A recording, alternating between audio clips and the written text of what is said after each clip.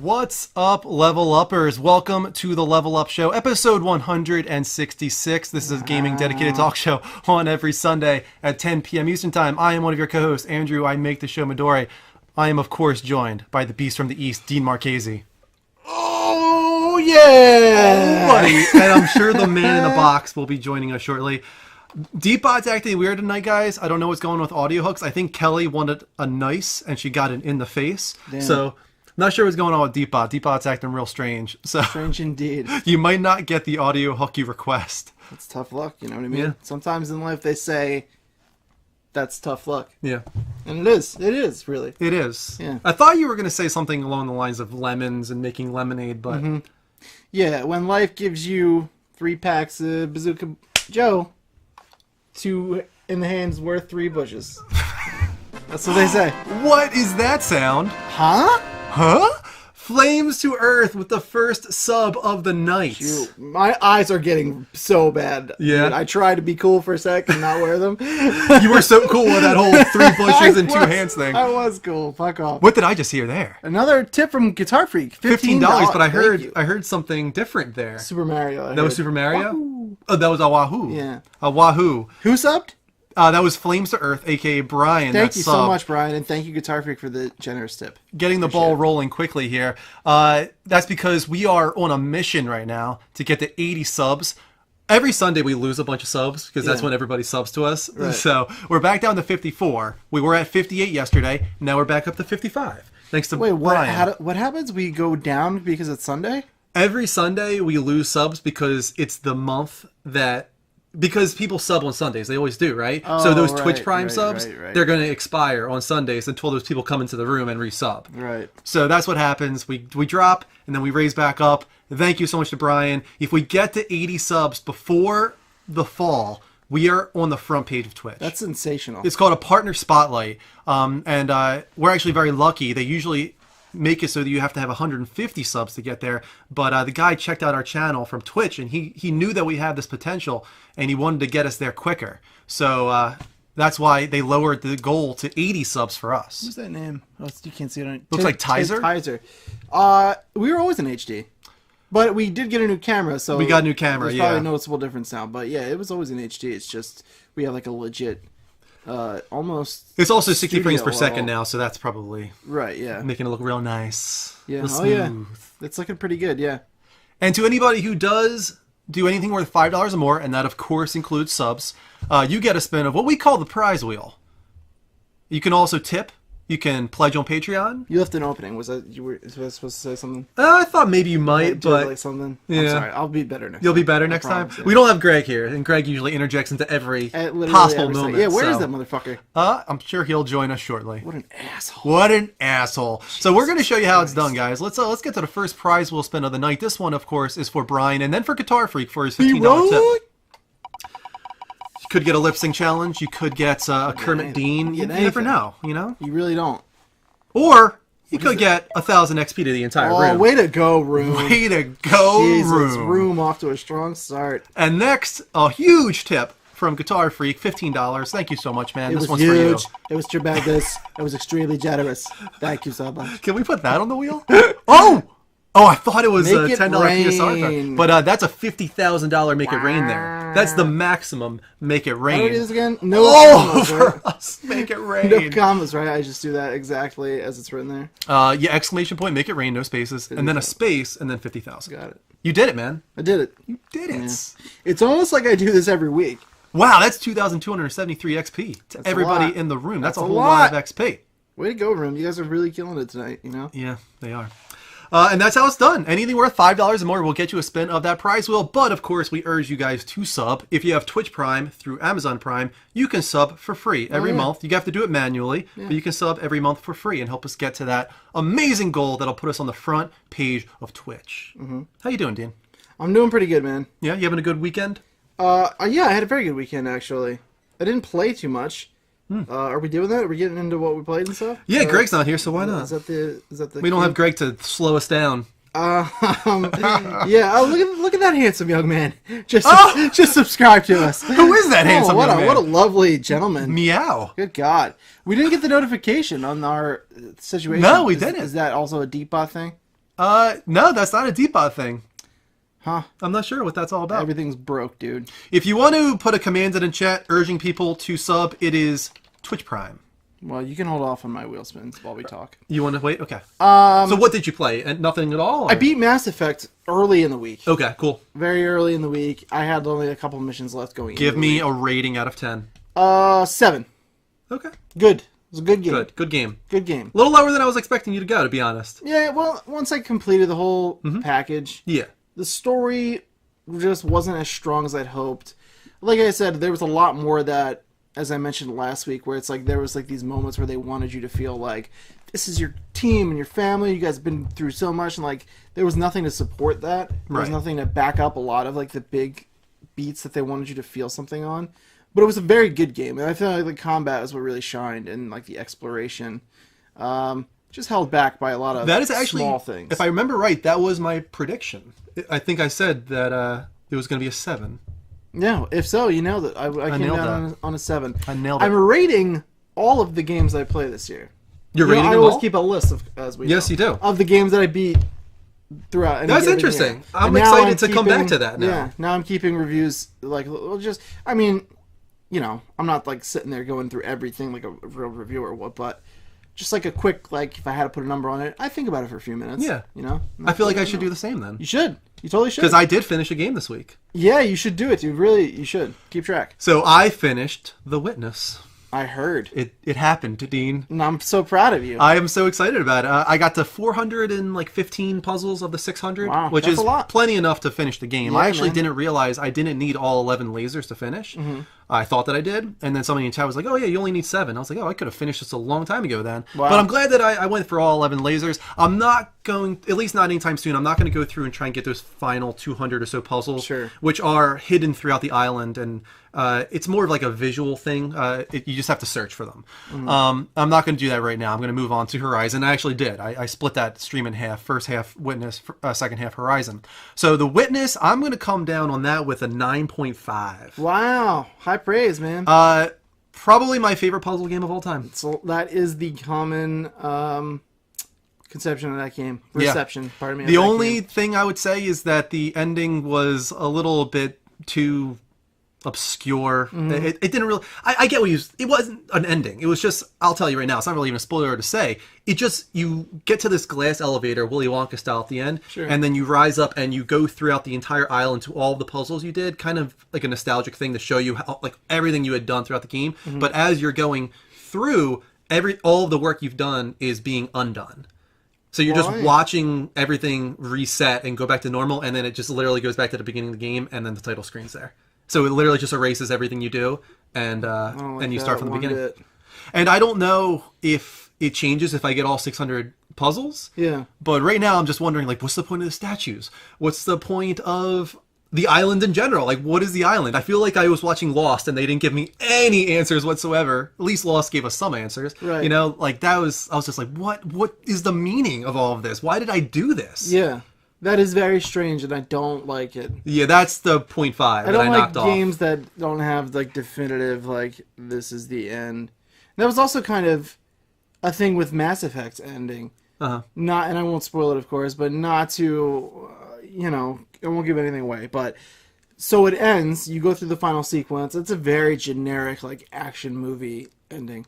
Beat the boss. You know what I mean? Yeah. And so it ends, and the credits roll. Actually, the credits rolling was my favorite part because there was a song that they played, and I discovered a new like musician that I really like. I was like, "What the fuck is this song? It's awesome." Can I pause you for 1 second? Yeah, please do. if everybody else is also having audio video sync issues where our voices aren't linked up with the video, it's probably because we're using the HD60 Pro. We haven't still fine-tuned that latency yet. So let us know if our voices are early or if they're late. And we'll try to adjust. Right. I was testing earlier. I have it at 95 milliseconds right now. So just let me know if our voices are early or if our voices are late. Yeah. Go ahead. And we can always watch back and we'll figure it out. We'll get it nailed down. So I found out this fucking awesome musician. I'm like, well, this is the best. The song was so good. I got her album on Spotify, and I was like, this is solid. I like this. But that one song, such a good song. It's just one of those songs that stuck with me. But anyway, so the credits It wasn't, roll. I'm only human. It wasn't. I wish it was, because I like that song too. It's a good song. It's not. It's Rag and Bones it's Man a or different something? song. It's called... I'll look it up when we're Okay. later on. But anyway, so the credits roll, and then it opens back up, and then it's like epilogue. And then it's like, go talk to all your crew members. I'm like, well, is this fucking... Was that the end, or wasn't it? You know what I mean? Mm-hmm. And I'm like... I sat there for like a few minutes, and I was like... I feel kind of done. You know? I was like, I feel like I'm done. I'm not going to go talk to my crew members. Mm-hmm. I feel like I've got enough out of it. I played it for like 60 hours. I was like, I think I'm good. And so I just stopped. And that was it. I turned it off, and I ejected the disc, and I was like, So you didn't get the platinum. don't need the Apple lock. No, not even close. I'm like 60%, maybe 50%. Now, is this a game you thought that you would go for the Before platinum? it came out? Yeah. Once it came out, I was like, not happening. Here's the thing. Even though... Thank you very much. Way to go, buddy. Way to go. My dark passion. I also delayed the audio another 10 milliseconds. Kelly, let me know. There you And go. another! Dustin's came through the... Yeah, that's so weird. Some are coming through and some aren't. Thank you, Dustin. It's being really weird. Yeah, it is. That's not Deepbot, though. That's Twitch Alerts. Oh, So maybe that Twitch would Alerts is having some explain it. problems. Twitch Alerts always has fucking problems. Yeah. So, no. Yeah, once I realized there are... Here's the fucking... One of the most major pet peeves of being a trophy hunter. When there is an open world game that has missable trophies. And I fucking hate it, dude. If your game is open world and you're pushing exploration, you're pushing to be able to jump back in and jump out and go and do whatever, don't have trophies that I can't go back and like get at some point. You know what I mean? There are trophies that like if you don't get them, you're done. Mm-hmm. There's this thing called vaults, and once you exit a vault after you complete it, it locks down. You can't get back in. Okay. And there's puzzles inside that you have to complete for progress of the trophies. So once I found that out, I was like, oh, come on, dude. Missable trophies. Now I have to be like, I don't want to have to play a game with a guide sitting up there in case I miss trophies. You know what I mean? I like to play through a game naturally, and then if I enjoy it enough at the end, I'm like, cool, I'm going to go back and get the rest of the trophies. Yeah. I don't want to have to sit there on my first playthrough and be like, checking this computer and being like, did I miss this? And like, that fucking sucks. That's not a fun time, not a fun way to play games. And so once I found that out, I was like, oh, this isn't looking like it's going to happen. And then I found out about some other dumb, like, really, like, difficult kind of, not difficult, but just tedious. It didn't seem like a fun platinum to get. Mm-hmm. And I'm like, even I have my boundaries. You have like, a line that you draw. Yeah, I'm like, I'm not going to do it. So I did not. But I raised the delay to 115 milliseconds now, because Kelly said it was a smidge better. It looks like we had to go a little bit further. We've gone deeper. I tried out that disc jam for a sec. Oh yeah, how's that? I want to try cool. that out eventually. It's cool. I got it through the tutorials. I haven't actually played matches yet, but I just messed around in like the free play mode. Yeah, it's cool. The concept is pretty neat. That seems like could be a community game night potentially, because that's not next week. Actually, it's 2 weeks away. Yeah, but we would be open to suggestions, of course, guys, on community game night. That is a game that we'd be able to play for like 2 hours straight. You can get a good. I was thinking Jack in the Box would be a lot of fun. That would be fun. Yeah, just to go through all those mini games and because those allow at least 8 people, right? Some of them even more. Some of them you can put like 20 people in the game from the chat, and then people can actually play with us. And it's very easy. There's no barrier there because you don't even have to have the game. You just have to have a phone or mobile device and log in with the code, and then you're good to go. Mm-hmm. So we get everybody involved potentially in that. So that's an idea. Cool. I think that's all I played, I want to say. I did. Yeah, that was about it. I watched more than anything. I watched so much stuff, dude. Mm-hmm. I watched Split. I watched... Good movie, right? Yeah, it was a good movie. One of his better ones. Yeah, definitely. It was redeeming, for sure. Mm-hmm. I watched Split. I watched... we finished 13 Reasons. Yeah. So that means next week we'll probably do our Netflix club whenever then. You guys want. Yeah. Finished that. We watched... I watched Justice League, Judas Contract, which was one of the animated ones. I watched a couple more. We got back into Mad Men, like 3 or 4 episodes into season 4 of Mad Men. I watched a lot. This was all just over the weekend. I started Mad Men again just because Did you? you've been Nice. watching it, so it makes me want to watch it. I love it, dude. It's a great show. It really is. It Yeah. sucks you in. I started like in the middle of season 3, just at a random spot because I knew that's where you were around as well. Yeah. we just watched, I want to say episode 4 or 3. I think we just watched episode 3 of season 4 right before I came over. We finished that. Maybe 4, possibly one of those. Let me ask you something. Yeah. In the first episode, when you have Don, getting with that woman and everything, and then the end of the episode comes, and he's like, you go into this like suburban house, and he walks in, and then you see him that he has a wife and kid. Like, did you expect that? No. Okay. No. You thought he was like a bachelor. I had watched the first episode. The interesting thing about that is I watched that first episode twice. Because when I went to Mexico, remember I told you guys the Netflix there was like crazy and they had everything. So I was in Mexico in the hotel room and they had Mad Men. We did not yet here on our Netflix. Okay. So I started it there and Jem wasn't really interested. She was doing something, I don't know, but I was there was like this huge bathtub in the hotel and for some reason I had this in my head. I'm like, I just want to lay in this bathtub and watch Netflix. And so I did. And I watched the first episode and that I distinctly remember thinking like, oh shit, he's a married man. Like, that's insane. Yeah. So then we watched it again when we first started this, when Jen decided she was interested. And I forgot, and they got me again. I was like, fuck, I forgot he was a Isn't married it weird? man. Well, I don't know. Everybody's different, but do you like Don? I love Don. I know. Isn't it weird, though? He's the best. You shouldn't like him, right? He's kind of a terrible guy. Yeah, but he's the best. He's just a very tortured soul, And that's the thing that I think makes me like him so much is I understand that, like, his upbringing and like his past and stuff are like, it's impossible not for as good. I'm surprised that he is as good of a person as he is. That's true. From Yeah. all that. Yeah. I guess is what I'm trying He to say. came from some terrible stuff. Yeah. And then once, I don't want to ruin the show for anyone who hasn't watched it, but once Bets like gets into her situation, I'm like, oh fuck you, I don't even care. Dude. I'm like, Dawson, man. Isn't that such a double standard? It's a total double you feel so standard. bad about it, but it's the truth. It's like the moment she starts to screw him over, you're like, fuck you, Bets. Yeah. And it's like, wait a sec, he's been cheating on her the entire Yeah, but I don't show. like that she's so like mightier and like I holier know. than thou about it, and then she goes and fucks around and still is getting mad at him. I'm I like, know. oh no! Like once you do it, you're done. It's a great show. It's a great Everybody show. should watch Mad Men. It's one of the I best. fucking love Mad Men, dude. Okay, so we need to remember we have perfectly synced up the audio. It is 120 milliseconds. Oh, cool. 120 That's easy to milliseconds is remember. what we need to do every week to keep the audio in sync, it seems. Last week, though, we didn't get any complaints, and we had it at 90 last week, so I don't know what's going on. Me neither.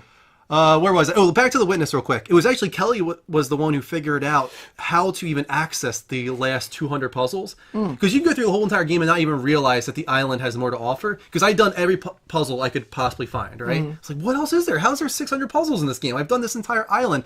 And then I'm in this town area, and Kelly's like, look at the bottom of the bridge. And I'm like, okay. And I look at it, and there's like weird scribble on it. And I start moving around, and suddenly like there's another building above it, and perspective, if you shift it just right, the scribble on the bridge or whatever lined up with other scribble and made a puzzle. And I was like, holy shit, you gotta be kidding me. So these are throughout the entire island. There's all these weird areas where you have to use perspective and find puzzles. It's like, no way. Isn't that not humiliating? What's the word I'm looking for? Like a moment of humility, I guess. Yeah. When somebody that is not playing but is watching you play figures out. It happens a lot. It's when you take a step back, when you're the person watching the stream, it's completely different. But have you ever thought, even maybe not even streamers, because streamers play games and stuff. Yeah. But have you ever like been playing a game or something and like Kristen or like your dad or whoever, like a friend walks in and doesn't typically play games. Yep. And they're like, oh, did you try this? And in your head, you're like, they don't understand the rules. I think I've said this story before. And like the boundaries of the game, and then you just kind of write it off. Yeah. And then you're like, fuck. Did I tell my Shadow of the Colossus story about my dad? I'm not sure. This was the moment of humility for me. Yeah. Because my dad knows nothing. Absolutely nothing about video games. And he's always that guy that comes in a room. And he's like, oh, what if you like lift up that barrel over there? Maybe there's like a trap door And under it's it or some something. shit that like doesn't move. Yeah, it's usually. like, no, Yeah, you're like, I'm always like, Dad, understand that's the not how rules. it works. Like, Right. it doesn't work that way, right? So he's always that guy.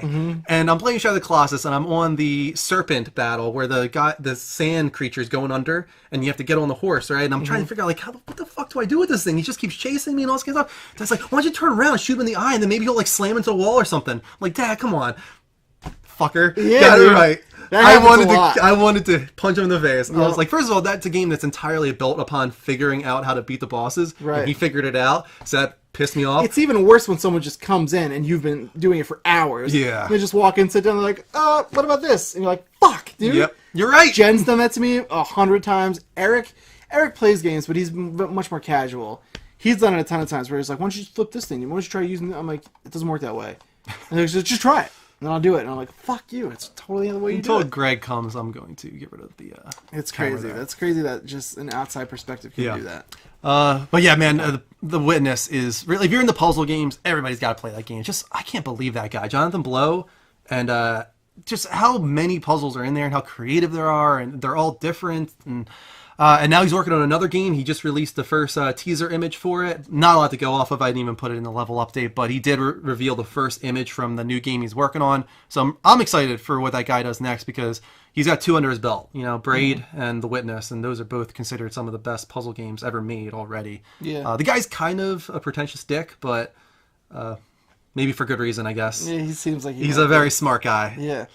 All right, I guess since we don't have Greg here to ask him questions, let's move on to Have the you official. talked to him? Do we know if he's coming? Like, for sure? No, I haven't spoken to him today at all. I talked to him this morning, but that was it. You know what? Let's do the wheel spins while we wait for him, and before we get to Has No Game, because you have your wheel spin first. I do have a wheel spin. This one is for Dean, the Beast NJ, for me.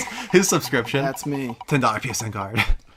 What a world it would be, right? 100 XP to the entire That's room. appropriate. Way to go, Room. Yeah, way to go, room. Now I need to go to the followers list, because we got a lot of stuff in there. Yeah, man. All kinds of cool stuff. So we had that $15 tip from Guitar Freak. Oh, they're not all showing up. That's the problem. I don't know what's going on with the alerts. It's all Only fucked, Dustin's dude. showing up in here. We had other ones too.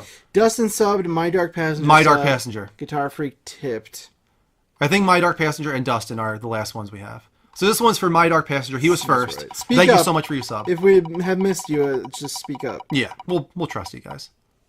Ooh, we're gonna get a Google Translates. Oh boy. Who was that? That was My Dark Passenger. So you get to choose which one of us is doing the Google Translate, and you get to choose which language we're translating.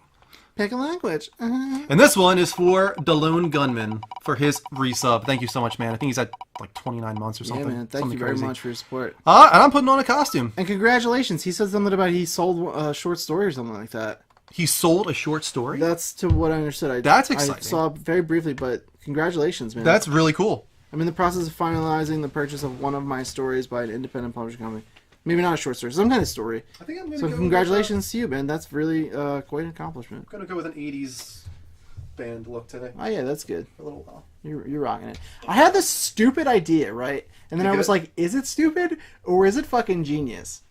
Where we get a grandmom costume Wow. and I dress up as like a grandmom and I play your grandmother and we do like a let's play like that. And you like try to act like a And grandmother? I like a grandmother, like you're trying to teach me about the game. Yeah, I had a weird idea when I was in the shower one day, and I was like, maybe it would be really fun. Genius, genius, genius!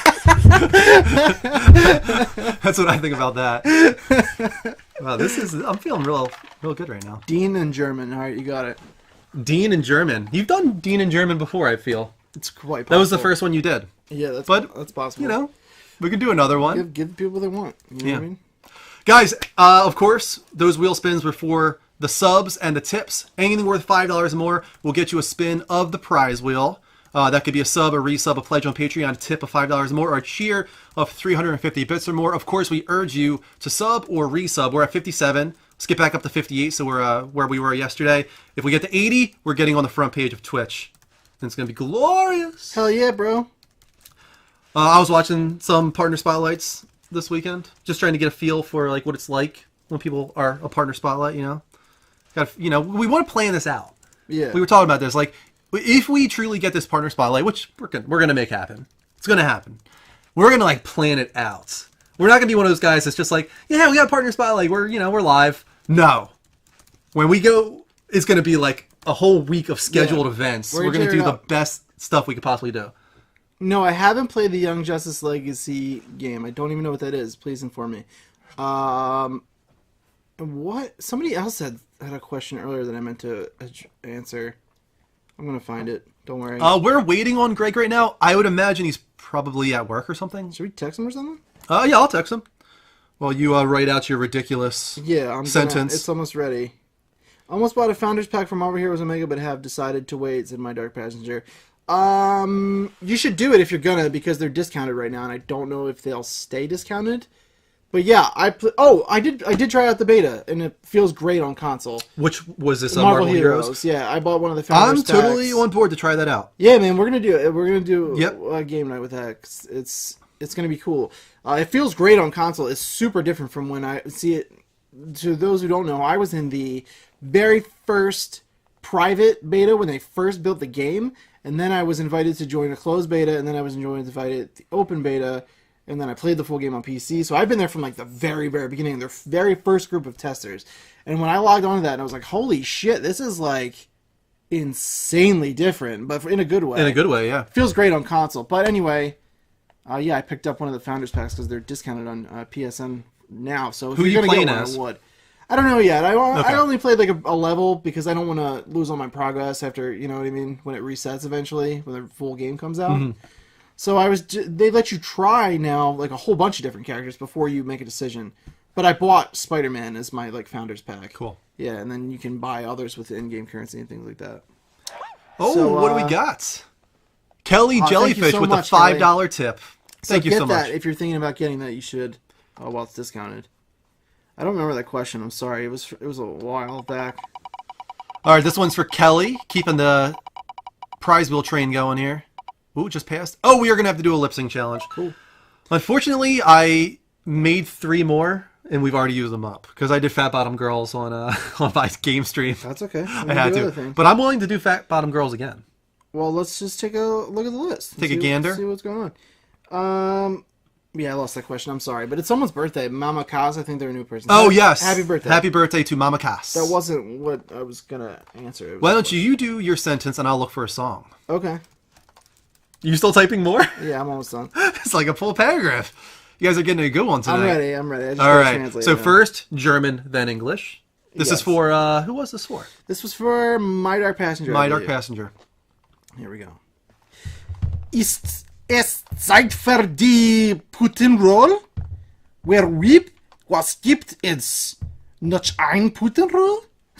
That did not sound German. It's hey, I'm fucking Italian. Give me a break. I'll allow it. Ist ein kleiner Korb mit de Blooms? Ich denk nicht. Ich denk, es sind dich. Dick? Oh my God. I heard a dick in there.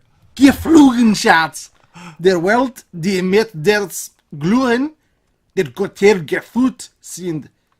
Wer sind sie den Boogeyman nicht die, where the world stürzt?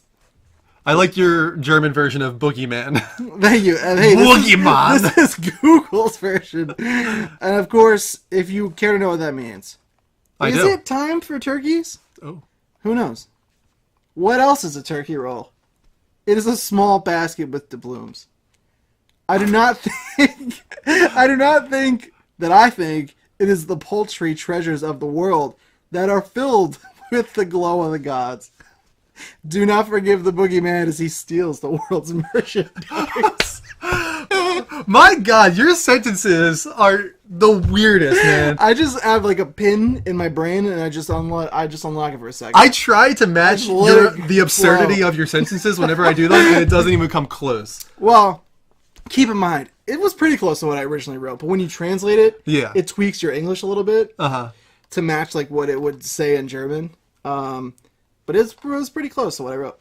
Yeah, I'm a pretty fucked up guy, like on a deep level. I've known that for a while. That's no secret. All right, I think now we can. Let's do it, man. Move on. Grip it and rip it. We spun for Kelly, right? I don't really know. I think we did.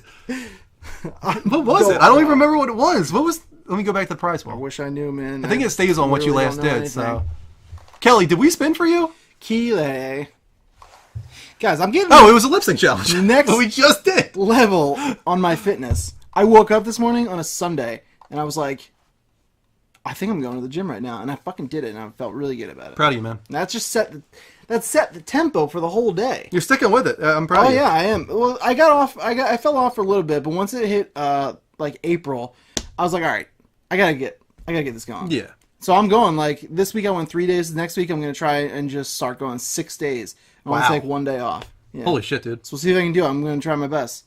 But it set the tempo the whole day is the point. Now I'm in, like, a great mood. I'm ready for this. You stuff fucking a show. whole lot of stuff into a week.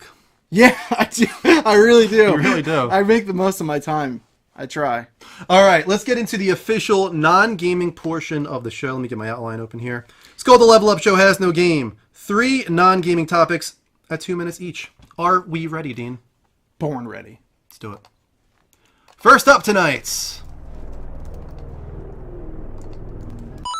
So, did you hear Carmen Sandiego? I did. Is on her way back to television through, of course, no other than Netflix. They're just bringing back all of these beautiful, nostalgic classics.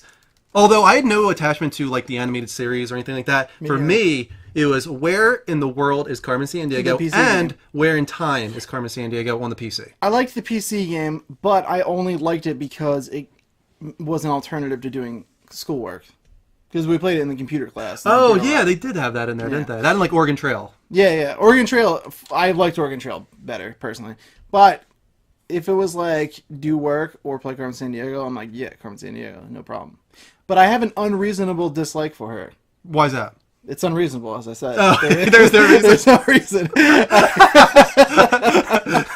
I thought when you said unreasonable, I thought it was a bad reason. Not that there There's was just no reason. No reason. No reason. I just don't. Something about her, I don't like it. I don't like Carmen Sandiego as a franchise or as a person. Since we're doing casting call tonight, Sure.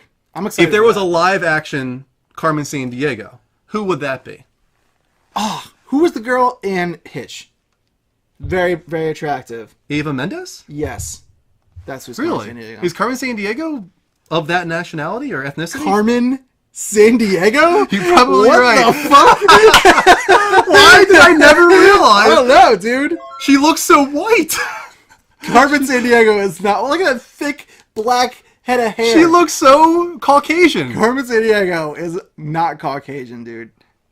Well, my mind just got blown. Anyway, Eva Mendes for sure. She's I'm gonna go with it. Fucking Eva Mendes, then, because I was gonna say like Angelina Jolie or like Carla Gugino or something. I don't know. I mean, Someone they do clearly fine, but- white and not appropriate for Carmen Sandiego. I mean, you can cast whoever you want. to No, we play can't. the part, Clearly, but- we cannot keep whitewashing shit. That's true. That is true. But All yeah, right. I say Eva. She's my girl. Next up, another terrible, terrible story. So, Will Smith Yeah. is supposedly top runner for the genie in the live-action reboot by Guy Ritchie of Aladdin. It's really depressing me. A But great there's deal. really nobody they could choose that would satisfy you. I mean, no, they shouldn't do it. They would have to bring Robin Williams back yeah, to life, they really shouldn't do it. throw him into the Lazarus pit, and bring him back to life. He's one of those people, dude, that like I had as like as a childhood like hero. Right, yeah. personally. I understand, man. I loved comedy when I was a kid. My parents, so much so that my parents swore to God I was going to be a stand-up comedian because I was obsessed. You with are these a guys. naturally funny guy. I really appreciate that. You got the wit. I do notice that about I you. appreciate that. But yeah, because I was upset. Well, I followed these guys my whole childhood. Him, Jim Carrey, they were like my heroes. And so I am of the mind that like some people you just need to not fuck with. Just and like don't do it. this performance specifically, this part was written for him. Oh my god, all the different impersonations he does. Can Will Smith even do impersonations? I'm sure he could, but not to that scale. It's they say if you ever watch like the behind the scenes of the creators talking about this, the partners, they do all the Disney stuff together. Yeah. They said like we wrote the genie for Robin Williams. It was for him. Yeah. So like you can't like just I'm don't. kind of wondering if this is not going to be at all the comical animated version of Aladdin, because Guy Ritchie directing it, Yeah. he's already you can tell that they're going to try and go for not whitewashing this. They're going to try and get, a very diverse ethnic cast. Yeah, for sure. And I have a feeling it's going to be kind of like a more gritty take on Aladdin and not what people are expecting. Yeah, if they stray away from that, like, completely, I think that's the only way it's really going to be They kind of have to, right? And that's unfortunate because this movie would, I think, be really fun to get that Beauty and the Beast treatment. It's one of my favorites, if not my favorite, of the animated, like the hand-drawn animated ones. But watching this clip, man, I was, listening to Robin Williams, and we're going to have to end here, but I just don't understand. It's so crazy to me that he took his own life. It's just, I know. The guy was he had so a lot funny. of problems. He did. Problems he couldn't help. So sad. And lastly, on screen, we got here, supposedly, the first leaked images from Foxconn for the iPhone 8. No surprise that they're kind of matching Samsung and their fully screen phone. Like, it's nothing but screen. There's nothing else to it. They're taking away the home button and just replacing it with a touch sensor that I guess still can, sense your fingerprint. Yeah. But the screen takes up the entire phone and even wraps the bezel a little bit, as you can see there. That's pretty crazy. And even the front-facing camera is behind the glass from what they were reading. Create some interesting problems if you have a smudge on your screen or something like that. Yeah, or if you like to tape up your camera, you think people are watching you, and you want to put a little piece of tape on there. Can't do that anymore because it's just going to block your entire screen. Yeah, I guess at it's that not point good for the paranoid clientele. But I don't know. I like the idea because it would ultimately make the phone smaller. Because if you look at the phone now, you got this, 3/4 of an inch at the top, 3/4 of an inch at the bottom. You can make this a little smaller because as much as I like the iPhone 6 Plus here, it's just a little too big. Like, I can't get my thumb. Not that it would help that much, but I can't get my thumb over there. Yeah, mine's a problem. I've adapted to it at this point, but it was like when I went from I originally had the 6 regular, and then I got the 7 Plus when they came out, and I was like, fuck, I really wanted that big screen for videos and if I wanted to edit it on the fly and stuff like that. But I was like, fuck, I don't know if I'm going to be able to get used to this. It is very big. Yeah. But I adapted after a while. But yeah, you can't really text with your thumb as easily anymore. How often do you upgrade? Every other, I think. Every 2 years. Yeah. That's what I do as well. well. My contract's done. I don't get the C's or the S's. I don't give a shit that much, really. Honestly, dude, I'm like totally happy riding that 7 Plus out until it's dies. Oh, that's a 7 Plus. Yeah, okay. Mine's a 7 Plus. I really wanted that because I would have kept my 6, but the battery was shit, and I really regretted not getting the 6 Plus, and I kind of had to live with it for so long. I was like, I'm definitely gonna get the 7 Plus when I had the opportunity, and then once I got it, I was like, I'm happy with that phone. Like, I probably won't get the next couple for like a while, Yeah. It's just the reason I need to upgrade, and I've talked about this before, is I've got 16 gigs in this thing. Oh yeah, and that is a problem. Well, I future-proofed the shit. That's what I'm saying. I got the Plus because I wanted the biggest screen, and then I had that same dilemma where I'm like, what kind of storage should I get? And I'm like, well, if I'm looking to really hang on to this, I'm going for it. I don't even know what I got. It's probably 64, right? No, it's like 100 and something. Damn. Yeah, I got a big ass one. But I'm set now. I don't have to worry about it. Also, I pay 99 cents a month, and you get another like 50 gigabytes. It's like crazy. Of like one-line storage, cloud. Cloud storage. Yeah. I don't even utilize the cloud. I hate that I constantly get notifications on my phone saying your iCloud storage is full. I'm like, shut up. I've known about this for a year now. That's why I originally bought it, because I got sick of looking at it, which is exactly what they want you to do. Yeah. And I did, but at the time I did need more storage. I could probably cancel it now that I never even thought about it because I upgraded since. But yeah, I'm happy with my phone. The space thing doesn't bother me because the screen is so big, and I don't know that I'd like a phone that would be everything behind the glass like that. It would be great, obviously, if we could eliminate like the bezel, but even if it was just the top, you know what I mean? Mm-hmm. And you still had the button at the bottom, I'd be fine with that. I'm fine with it now. But it looks, that concept art looked real nice. Yeah, it's a nice looking piece. We got a couple follows I forgot to acknowledge. Thank you to Super Spanky and DBX Twisted. Appreciate the follows. Keep them coming, guys. If you want to chat with us, it is follower-only chat. Just hit the button. You don't even have to follow for more than a minute. It's 0 minutes.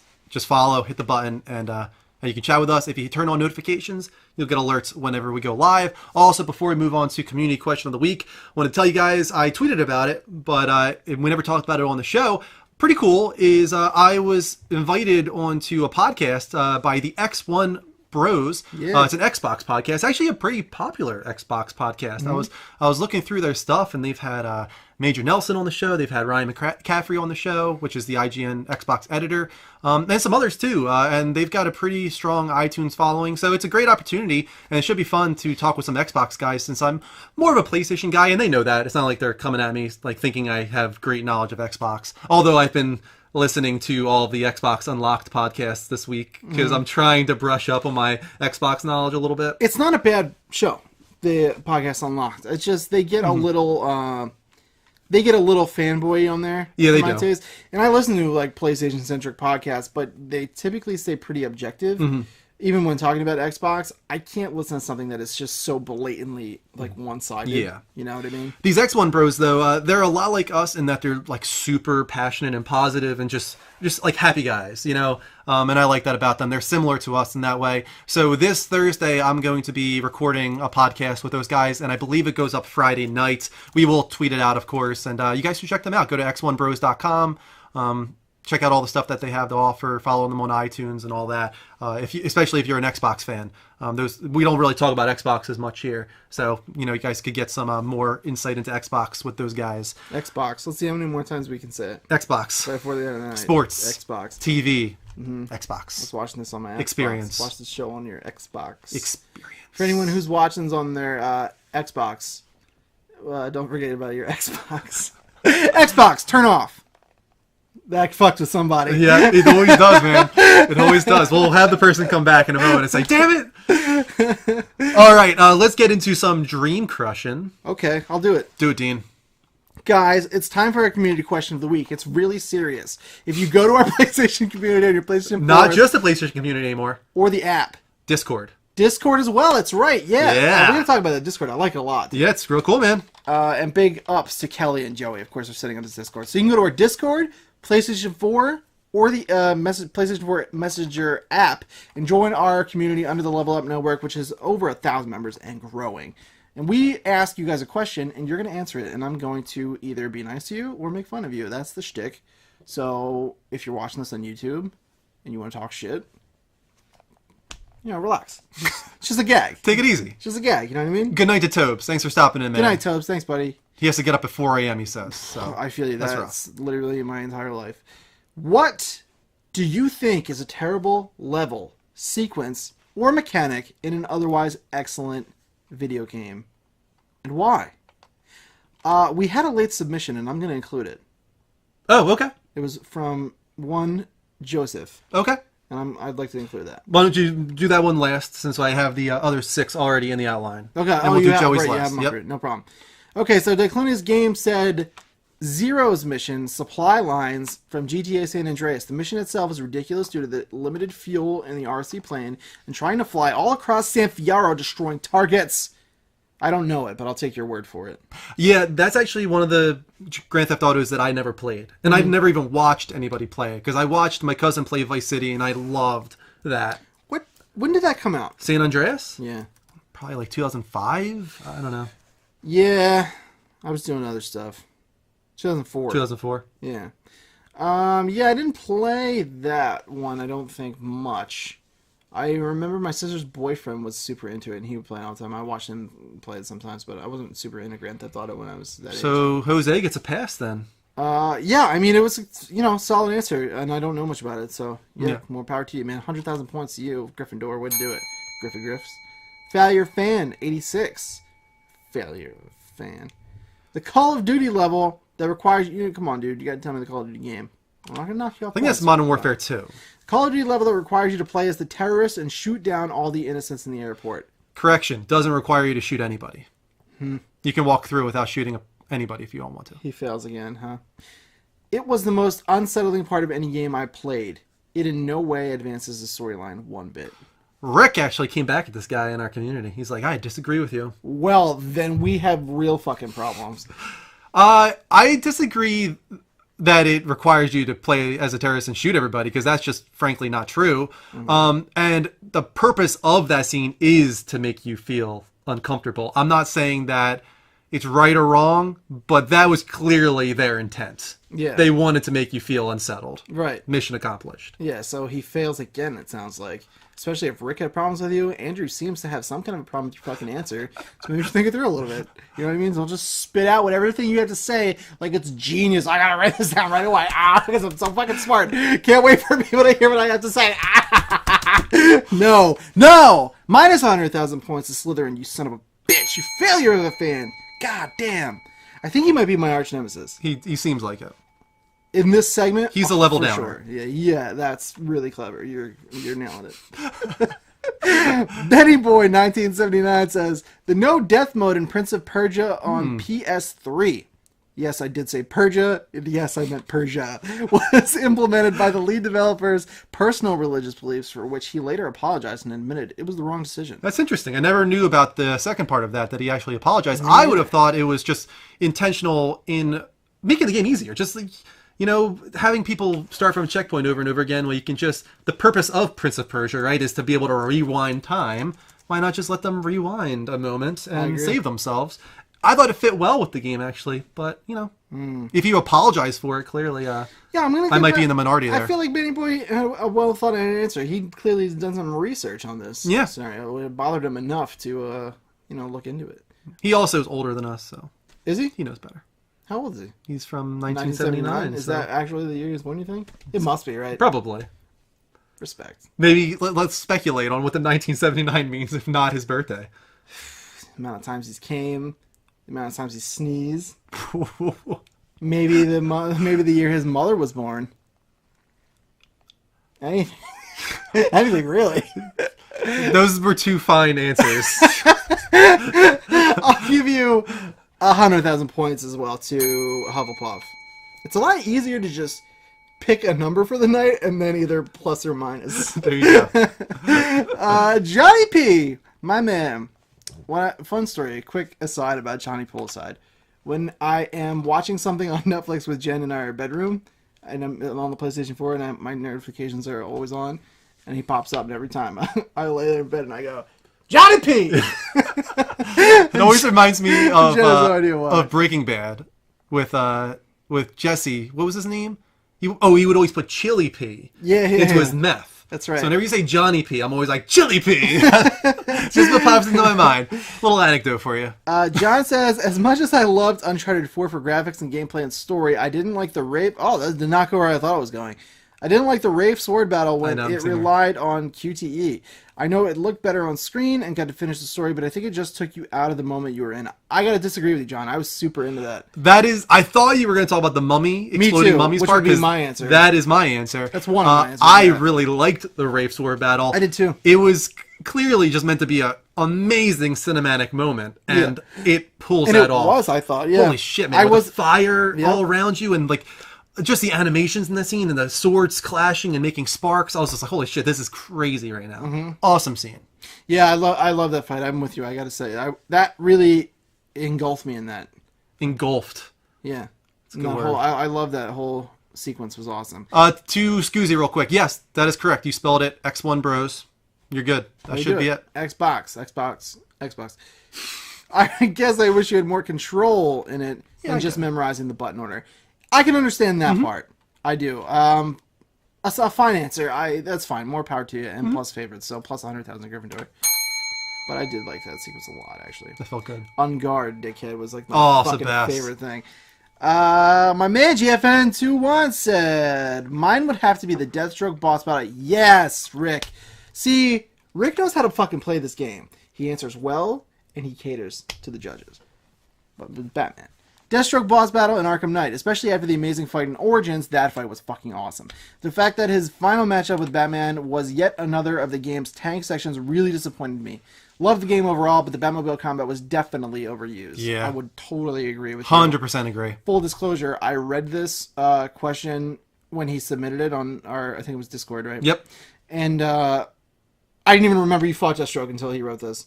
I was like, you don't fight Deathstroke. Kind of sound like you said fucked Deathstroke there. For some reason. I was like, I read it and I was like, does he mean or I was like, you don't even fight Deathstroke, and That's what I thought too. That's how unmemorable that. And I was like, oh, holy shit, you do fight him in Arkham Knight. It's just terrible. I didn't even know that. Yeah, that was a bad battle and a very good answer, I will say. So, I don't know, plus like 3 million to Rick. That's why, why not?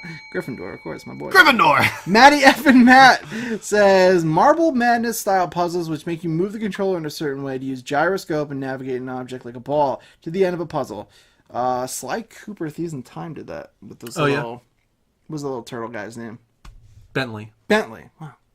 You know stuff, man. I sometimes have moments. Those little Bentley puzzles. Did you play Thieves in Time? I played a lot of it, not all of it, though. That was the Sanzar. Yeah. Good game. I actually never got to those puzzles. Any of them? You have to sometimes. Did I? Yeah. Maybe it was just unmemorable then. It advances the story. I find in that shit. I like that game a lot. The one thing I don't like about the new Legends of Zelda, well, that's depressing. I haven't fucking started it yet, but that is annoying. I agree. You don't like those kind of puzzles either? I do not. I don't like anything. I don't like the. You guys know me. I don't like the gimmicky. I just like, give me the controller and let's just play this fucking game. Not into that so much. I don't mind, for some reason I don't mind them when they do it where like you control it with the analog sticks. Mm-hmm. But I don't like the like having to like sit there and be like fucking jerk off. I just want to play the game, you know what I mean? You are a jerk off. So I'm with you, and I think it's a sound answer, Maddie. 100,000 points to your house. Well, sure. This was a good night. Give Hufflepuff a little bit of love. Yeah, Failure Fan is the only one that failed. Before we finish, Joey's late submission. Go ahead. I hate tailing missions. Assassin's Creed 4 Black Flag, for example, felt like the majority of that game was quietly following someone, and it's just not fun. I completely agree, Joe. It is a real drag. What's more, I hate tailing missions that you can't just lock onto the person and just go their speed. Mm-hmm. You have to, you're either walking, way too slow, or you're, running past them, and you're like, fuck, I gotta, try and mash them. Just have it so you can be if you're gonna be lazy enough to make a tailing mission, just let me hit A and be locked onto the person and just follow them. You know what I mean? That's some bullshit. I agree, Joe. 100,000 points to Gryffindor because you're the G. Gryffindor! And that's it, guys. Join our community on your PlayStation 4 systems or join our Discord.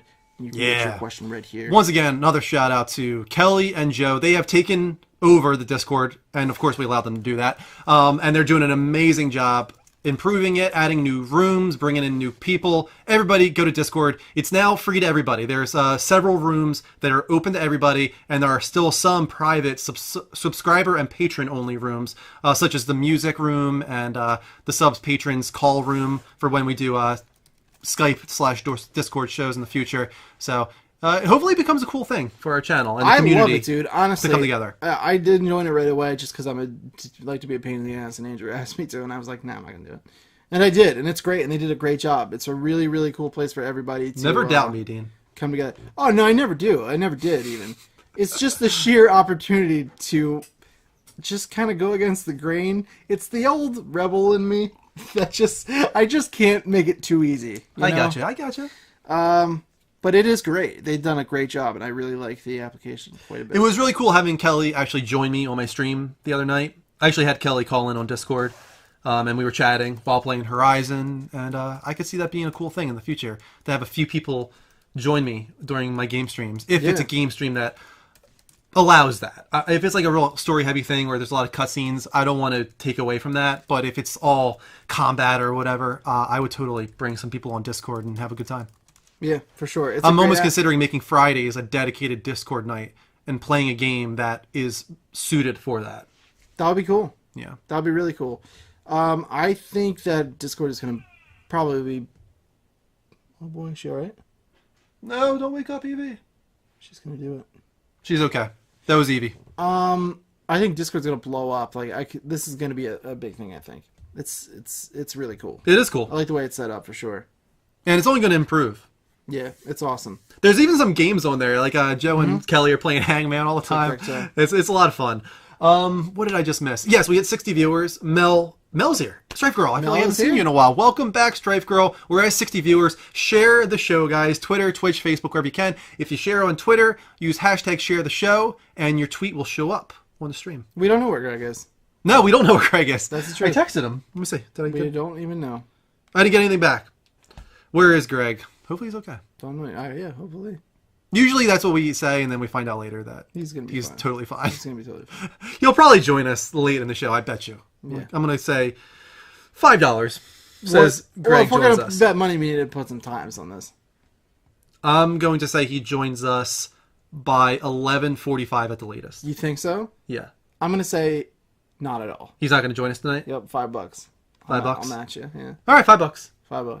Cool. On. Kristen's We going gotta to be shake. upset This with is me. a real bet. You gotta shake. Kristen will be upset that I just did that. Who gives a fuck? That's a bridge toll, Dean. That's a bridge toll. That's what she always says. Whatever. $5 is a bridge toll. I'm not gonna take your fucking $5. And Kristen currency. We share money now anyway. I know. That's what I'm saying. It's a level up show. All right, guys, we are going to go to the first commercial break just of a the little night. Oh, bird.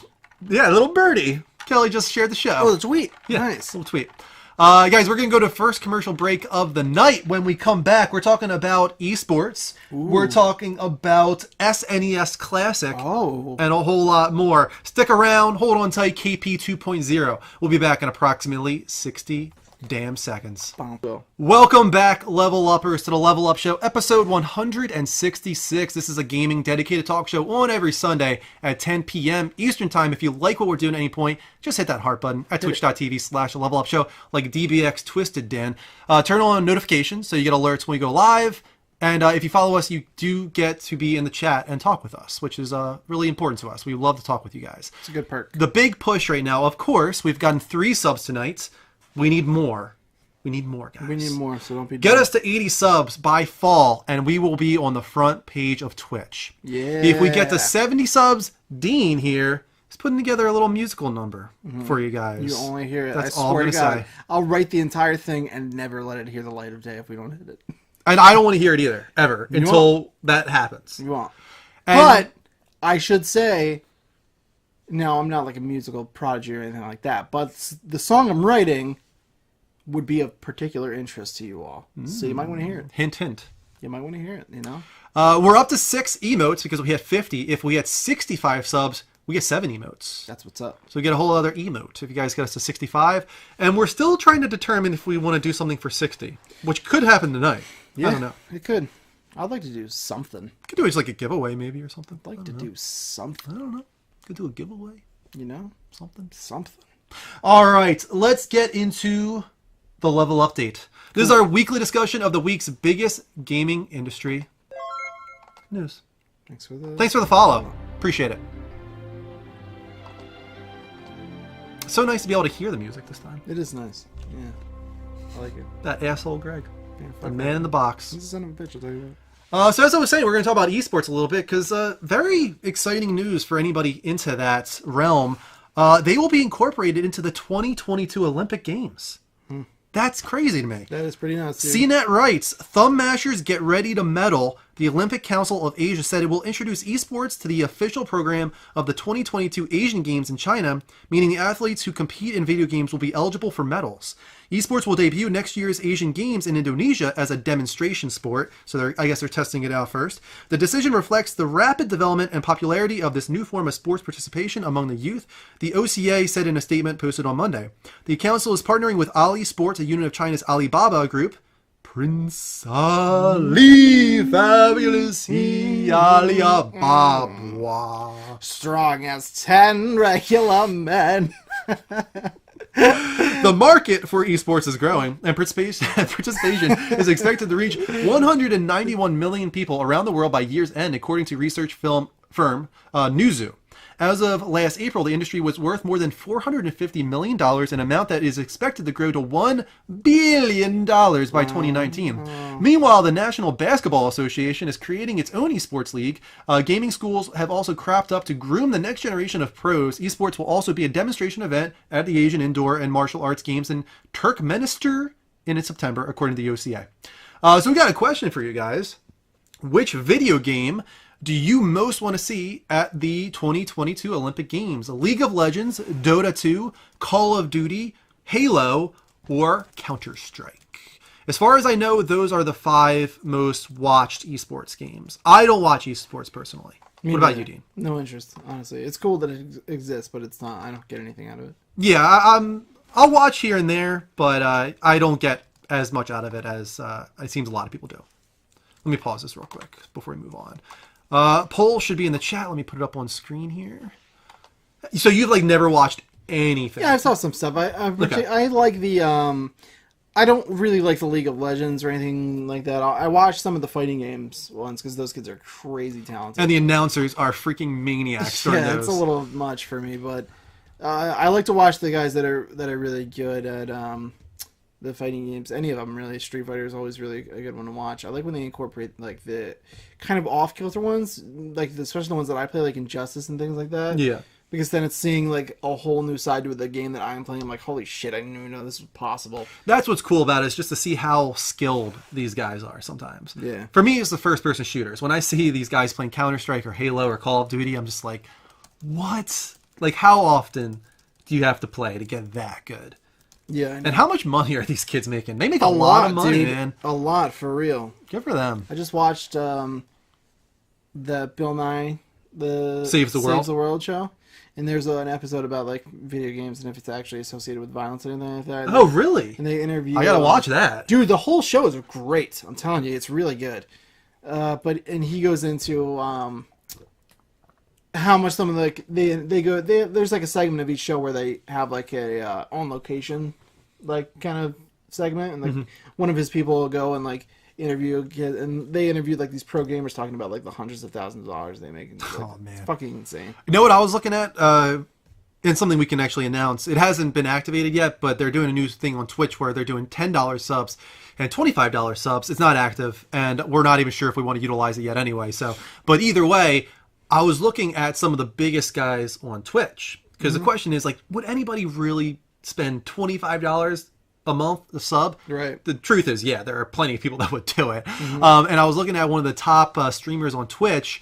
Can't think of his name off the top of the head, but he has 25,000 subs. That's insane, dude. Imagine if even a portion of those guys went to $25 a month. He's already banking $5 a month times 25,000. That's $125,000 a month before Twitch takes their small cut. Although when you get that big, they don't take much of a cut. They take like $1 instead of $2.50. Dude, that's insane. They're millionaires. Insane. Millionaires. That's insane. A year. Just off of Twitch, which a lot of people don't understand. Like when you get to those kinds of numbers of popularity, and you have a YouTube channel also for people to watch like archive content, you make Patreon. a lot. You make a lot of money. You can make a lot of money on YouTube just from even just old videos that just sit. They still make money. Yeah, you were actually surprised. Like your Thor reaction. Yeah. We got 130,000 views or whatever, and we got $170 in revenue off that. And Dean was like, video. "What? Like, we need to make this happen more often." One video, yeah, I could not believe that. One video can get you $170. Imagine if all of your videos did that, which is the case for some of these guys. That would be pretty ideal, but it seems not to really happen that often. Yeah. So it looks like you guys will Call of Duty, and then Counter-Strike after that. Yeah, the first-person shooters are pretty interesting to see the skill. To see the talent, yeah. Dean, you're up with the next story. I'll read it. Nintendo will reportedly release the SNES Classic this year. Boom. Eurogamer writes, Nintendo will follow up its smash hit NES microconsole with a mini version of the SNES. Sources close to the company have confirmed to Eurogamer. The SNES Mini, or to continue Nintendo's official branding, likely the, what is this, 9 Nintendo? This is like dash minus 9 dash Nintendo Classic Mini. I bet Evie typed that. She was messing with that keyboard. Super Nintendo Classic Mini Super Nintendo Entertainment System is currently scheduled to launch in time for Christmas this year. Development of the device is already underway, our sources have indicated. Big Johnny P! Chili P! Thank you, Johnny P. Nintendo's plans for SNES Mini are also a major reason why last year's SNES Mini did not see a reprieve from discontinuation. Eurogamer understands despite the latter's continued popularity and sellout status, last week, Nintendo explained that it never intended NES Mini to be a permanent product. From the company's perspective, the microconsole was planned as a cool novelty item perfect for Christmas 2016, and the numbers in which it was manufactured and shipped were expected to be enough to suit this goal. But it wasn't, and you fucked up. Surprise, surprise. But NES Mini ended up breaking out to become more popular than anticipated and quickly sold out, leading to a bustling resale market on eBay. NES Mini shipments continued into the early part of this year, but its production run could not be extended further, as SNES Mini was slated for production instead. We have a poll for you. We do. If you could choose only one There can only be one. Which do you want most in the SNES Classic? Number A, Super Mario World. Number B, Legend of Zelda: A Link to the Past. Number C, Super Metroid. Number D, Chrono Trigger. And numero E, Final Fantasy VI. I would go with Chrono Trigger if I had to choose. One of my favorite games of all time. Solid choice. Like it even more than Final Fantasy VI, actually. Wow. Might surprise people. Super Mario World is mine. It's a great game. Love that fucking game. So good. You can play co-op in that one, right? Good. No. I thought you could be Luigi and Mario. You in that can, one. but not like simultaneously. Not simultaneously. Yeah, Okay. it's you take turns. Still, It's awesome. it's an awesome It's game. a fucking awesome game. If they fit, this has to come with that, right? It's a pretty big game, but I mean, at this point, they get these file sizes down so small. But this is one I might get. This I is didn't like really a different go in- beast, though. As you just said, the file sizes are small, but some of these games offer 30 plus hours of content. Yeah. Imagine if the entire SNES Classic is filled with games like A Link to the Past, Chrono Mm-hmm. Trigger, Final Fantasy VI, the ones that are like truly critically acclaimed Mm-hmm. from the Super Nintendo era. You're gonna have hundreds, if not thousands of 1,000 maybe hours of content in this one box that's worth $60. I'm gonna get it, dude. Could be a great deal. You're gonna have to try I'm gonna for try it. to get it. Yeah, because Joey was talking in our chat earlier on Discord. You guys should check that out. And he was talking about how pissed he was with the NES Classic, how he wanted it so badly and he couldn't get it. And now they've discontinued that, and they're just trying to rake in more cash with the SNES Classic. If they make it really hard to find again, oh man, that's just so annoying. Here's the thing about me in my life. I am often in situations where I can take advantage of these things. I'm often in the shoes of people who would murder me to be in it. Like, I always happen to be at the place at the right time. Where I'm like when I was in Mexico and the Switches went on sale, I had it open on my iPad. I was open really. It was there's a time difference there, but I was up really late. And or wait, is there a time difference? There is in Mexico, right? I believe so. Yes, there was because when we got home, it was like we're all fucked up. But so I was up really late when the thing was happening here, and I had it open and I had my finger on it, and I was like, "No, I don't want it. I'm not gonna do it." And that also happened with the NES Classic. I had it right there on Amazon. I could have got it, and I was like, "Nah," because I wouldn't want to be one of those guys. I would have just got it to sell it. Yeah. I don't want to be like that. I was so off with that. Like, you can check back in one of our archives. I said, somebody asked in the chat if it would be hard to get the NES Classic, and I was like, no, why would it be hard to get it? I thought that was going to be something that was in like Walgreens Yeah. and like everywhere. I underestimated Nintendo and how they continue to do these fake manufacturing shortages. Yeah, it's really bullshit, It's dude. such bullshit. It is. I am going to make an attempt to get this because I would really like. SNES is one of, if not my favorite consoles. I would really like to get that. The SNES or the NES? I have my SNES, my original SNES still. Oh, okay. But no, I mean this SNES Classic. I would really like to try and get one of those. It's also one of my favorite consoles of all time. For Chrono Trigger and Final Fantasy VI alone. Link to the Past as well. Those are some of the greatest games of all time. Do you have yours? Still your original? Yeah, I do. Mine's It's too. over there in the basement. Still runs. Everything's storage. good. I played it a couple years ago. My sister wanted to play some Donkey Kong. We booted that shit up. Still work.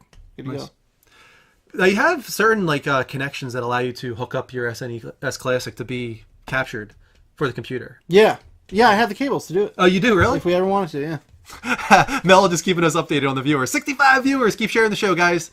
You guys want to Link to the Past the most, and the other ones are pretty even. Looks like Final Fantasy VI and Super Mario World are behind Link to the Past. I want to get Kristen back on that, maybe after Ori and the Blind Forest. She was enjoying. Did she start it? Yeah, she was enjoying A Link to the Past. Nice. We did one night with it. Although she's really enjoying Ori and the Blind Forest. I was really happy to see I'm glad. how much It's she a liked great that. game. It is a great game. It's fun watching her.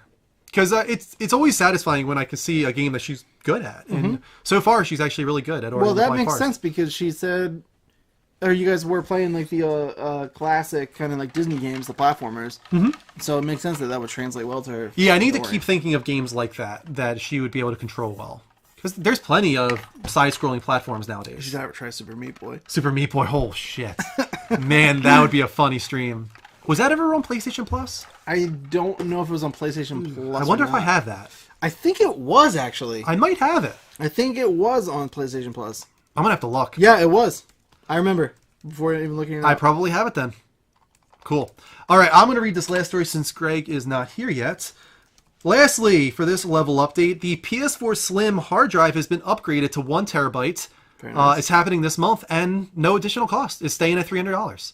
Really great news. Yeah, that's awesome. The Verge writes, Sony's revamped, slimmer PlayStation 4 console now comes with more built-in storage for the same price. When introduced alongside the PlayStation 4 Pro back in September, the $300 PS4 Slim included a 500GB hard drive, which can also be had, or this is also similar to the Xbox One S. Biohazard Drain? Rain. Right? Rain? Biohazard Rain. Hey, I watched her stream. She's great. awesome. You guys should check out Biohazard Rain's stream at some point. She's on our team, and she's awesome. She does really cool cosplay makeup. She's really entertaining. Let me ask you, I see you on pretty much every day for hours. Yeah, she streams a lot. Are you a full-time streamer, Biohazard Rain? If so, that's really cool. Yeah, you're great. I really liked your stream. So this brings it similar to the Xbox One S, which you can get a 1 terabyte console for $350. Aside from a bump in storage and the slightly redesigned DualShock 4 that debuted with the original PS4 Slim, the revised PS4 remains the same. And Sony says it will arrive at popular retailers, including Amazon, Best Buy, and GameStop this month. So I have a question for you guys. What's your reason for not having a PS4 yet? Is it A, I do have a PS4, an OG. I recently bought a PS4 Pro. It's still too expensive for me. The game library isn't strong enough. Or I prefer another console, which is totally fine. I'll put that poll in the chat for you right now. That I did not know that happened until IGN posted it. That's awesome. That's just kind of out of nowhere. And Yeah. I'm kind of wondering if it's a reaction to something or... I like to take this as, and who knows if it is, but I like to take this as a sign that we're getting to a point that we got to with like HDMI cables, as we were just talking about the other day. For hard drives, are just kind of getting like you can afford to give us increased storage or even just the appropriate amount of storage without charging a fucking fortune for, flash storage. Like, it's crazy how expensive that shit still is. Seems like we're getting to that point in life where it's like, just fucking have it. If you had to take a guess, next generation, what will be the default hard It's drive got to size? be, it has to be a terabyte out of the box. Yeah, I think it'll be more than a terabyte next You think generation. so? I think it'll be 2, Well, probably. these only launched with 500. Yeah. And they seem to be taking small increments. But we're already up to 1 terabyte by default this generation with the PS4 Slim. Yeah. So you would think that they would upgrade it again for the next That would generation. be great. Yeah, I mean, if these games keep as long as they keep improving these graphics, and with the Scorpio, it seems like they're going to have to. And you want 4K native, these file sizes are going to be fucking huge. So they better stop capping bandwidth for one, and they better start giving us storage. Otherwise, I don't have anywhere to put these fucking games. Either that or online speeds need to get much higher for streaming so that we don't have to download the games to our console. Right. Well, I don't know, dude. Yeah, they would have to get much higher to stream. Yeah. Something that's running on the Scorpio winds up being a 4K native game stream. Holy shit. With a very low latency. Yeah. That's a hefty amount of That's bandwidth. maybe a 10-year goal. Yeah, it really might be. That's a ways off, I think. Looks like most of you guys have a PS4, but we do have a few people saying it's still too expensive. The game library isn't strong enough. And I prefer another console. Getting a few people in there as well. It's pretty fucked up, guys. Pretty fucked up. Pretty fucked up. And that is it for the first part of the level updates. I liked it. It was a solid start to the show. I would agree. Now we have our trailer of the week. Oh, I saw that you included this, and I was so excited. I did it for you, man. I really appreciate it, dude, because I can't get enough, quite frankly. So let's get up close and personal. Yeah, let's do that. Wow, we're pretty A little good too looking. close? We're pretty good looking. Are you there? You know? I really like that Unfortunately, Greg is just a weird white face. screen Just a down there fucking right now. wiener, just a weird white wiener. You weird wiener. Weird Xbox. Weird. I'm gonna hide that since it just looks ridiculous. Yeah, it's a little ridiculous. Does that look less ridiculous or more ridiculous? Less, I want to say. Okay. All right, let's check out the trailer of the week. I'm excited. Enjoy, everybody.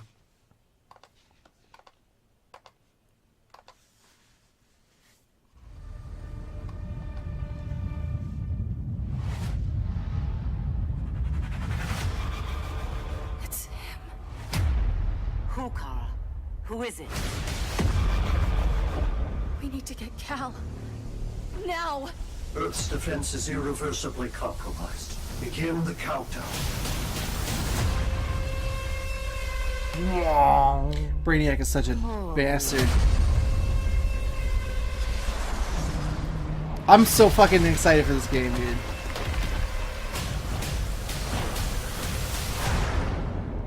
I am Brainiac. Did the first Injustice game have a strong focus on story? Yeah. It did. Okay. A lot of people only picked it up just to watch through like the story. Called Superman. There's a mode where like you can let the game beat itself pretty much and just watch the story. Oh wow. If you're not into the fighting games. I had destroyed Krypton. You're afraid of him. How do I But beat yes, I'll have a lot to say about the story. Superman's survival is an oversight I must correct.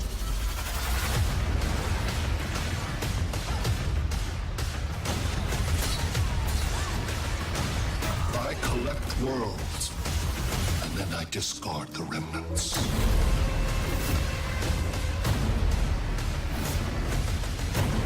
I match your strength. You cannot match my intellect. him? Allow me to give you a proper demonstration. Superman is the fucking homie.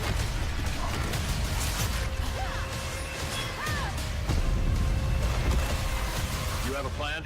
It's a work in progress. Earth's time is up. Fuck yeah, dude. Pretty cool, man. So, I'm just trying to look it up. I don't know if the writer for the game is the same writer who works on the tie-in comic, which is hilarious to say because it's a comic. It's just like it's like started as a tie-in, thing for the video game for people who wanted more, and it turned out to be one of the best comic book runs in the last like 5 years. Like it's fucking awesome. And the second one just started up. I downloaded the first 2 issues, but I haven't started it yet. But the story is so good, dude. It is just so good. I don't know. Tom Taylor writes the comic books. Mm-hmm. I don't know if he also writes the games, but this is great. Is this continuing? Like, did the first game end with like a cliffhanger or something? No, It didn't. Okay. no. The first game ends. So the whole. What do you know about I know a decent amount. I know about like the Superman and Lois Lane and Joker, Right. and Okay. that kind of stuff. So there's two Earths, Okay. pretty much, that this is taking place on. The one Earth is where like shit just goes to hell, and the other Earth, presumably ours, is like where things were stopped just in the amount of time. So what happened with Lois and everything, right, is happening on one Earth. On our Earth, the same exact thing was happening. But on that Earth, it had already happened to a point where like shit was really hitting the fan with Superman becoming a tyrant. And Yeah. he pretty much comes to a point, he snaps, where he's like, I can solve everything. He's like, I can stop war. I can stop people from using nuclear weapons. I can control everything if I want to. And he does. And it starts going well, but he goes crazy and just with power, and it's just like a fucking dictator of the world. And so that happens at an accelerated rate on that Earth. Whereas at our Earth, at the point that is hitting its fever pitch, here, it's just, those events are just about to happen. Okay. Where Lois is killed. And at the point that it's happening on our Earth, that Earth transports our Justice League to come help them solve that problem, including the Joker. Okay. So it never happens here. They stop it because they're taken there to go Okay. and figure it out with them. So I don't know how that all happens, but at the end of that game, they help them. Superman is locked up. Who is it? Front page. Oh, Aptis. Thank says you so Aptis. much, dude. So you can tell I'm getting excited when I have to constantly swallow my saliva. So that happens, and Superman is imprisoned at the end. And the comic book, the first comic book, tells you what happens that leads up to the beginning of that game. It tells you everything up into, or is it the beginning? I forget. I think it's like the comic book. No, it's the end of the game, I think. And then the comic book starts, and then this is like, I don't know. It's all, the timeline's kind of fucked up. But anyway, and this is picking up from that. Kara comes, she hears what happens with Cal, and she's like, well, like, this is not what we are. This is not our house. This is not what we stand for. You're fucking everything up. And she kind of takes Superman's place as being like Superman, because he's gone off the fucking deep end. And I don't know the whole story with like what's going on, but then I guess all of a sudden Brainiac realizes like, how the fuck is Superman alive? Like, why did I ever let him live? And he collects worlds, so he just kind of comes as like an X Factor, and just everyone just kind of is like, oh, that's right, there's fucking supervillains still out there, because a lot of the villains are involved in like the they take sides. Like Sinestro gives like Green Lantern a yellow ring, and like villains start like siding with the different Batman and Superman's teams. But then here comes Brainiac, who doesn't give a fuck about anybody. He's just like on a whole nother level of intelligence, and he's like, I'm killing everybody. I'm killing you all. So I don't know if that's gonna make them like drop the bullshit, or what's gonna happen. But god damn, am I excited! Sounds pretty cool. The story is great, dude. I would watch it for the story. Like I hope you stream it. Oh, I definitely will. I'll watch you stream it just for the story. Yeah, I'm definitely gonna stream it. Nice. 100%. If you guys are looking for a good comic, pick up Injustice. Read the first one and then definitely get the second one, and play the game because it's super fun. Kevin, we are not from San Francisco. We are from New Jersey. The Dirty Jers. The Dirty Jers. It is 11:30 at night here. That's true. Abtist, thank you so much for the resub. I think man. we actually had one earlier that we missed. Maybe? Let's see. Johnny too. We got to spin for Johnny, and we got to spin for Abtist. So what are we at? 60? I think we're at 59. Oh, that's unacceptable. Come on. I think we're at 59. One more, guys. Let's get to 60 tonight. That would be exciting. That would be. And thank you also to a couple follows. We got, the one earlier, DBX Twisted, but you also got TEM05, I believe that says. Thank you for your follow as well. We're going to spin the wheel first for Johnny P, and then for Aptist. I got 15 minutes until my bet is done. Yeah. We got 1 month of special thanks going to Johnny P. Nice. John P. I'll put it in the outline. Johnny P. Johnny P. We're still at 58, actually, is what Johnny's saying, because they're just bullshit. resubs. Well, that's bullshit.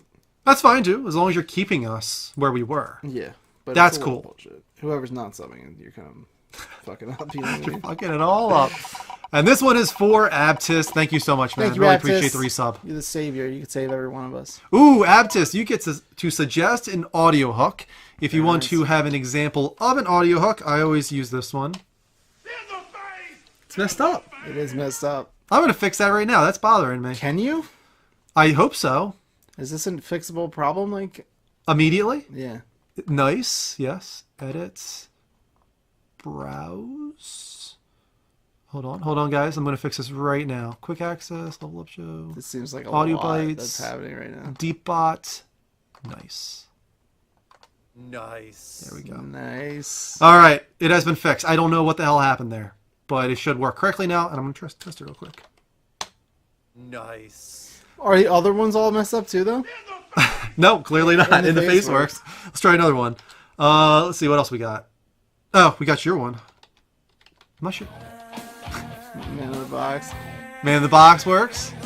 Do the what one that you and I did together. Oh, that's my favorite one, I think. Oh, that only happens when somebody tips $10. Oh, that's right. Somebody tip us $10. There's so many audio hooks that you There's a guys lot. haven't heard yet. There's a lot going Do on.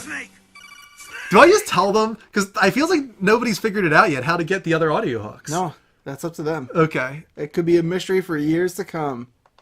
That's it. You guys don't know. That's Game life. over is not correct. Titus is not correct. You guys are halfway there. Well, those are demonstrations of audio hooks. Abtist, you now have the privilege of suggesting a new audio hook. Could be anything you want. Yeah. As long as it's appropriate. Borderline appropriate. Yeah. Yes, you know. Could be a little not safe for work. Figure out the rules. You know. Don't be racist. Don't be homophobic. I want to know, tell me the hooks. I'll tell you this. It's super simple. There's not much to it. Yeah, it is very simple. There's not much to it. If you're a genius, They're not then it's fucking easy. They're as not hell. commands. I'll tell you that. They're not like commands that you have to put into the chat and like guess what the command is. Right. There's a very simple way to activate a whole list of audio hooks.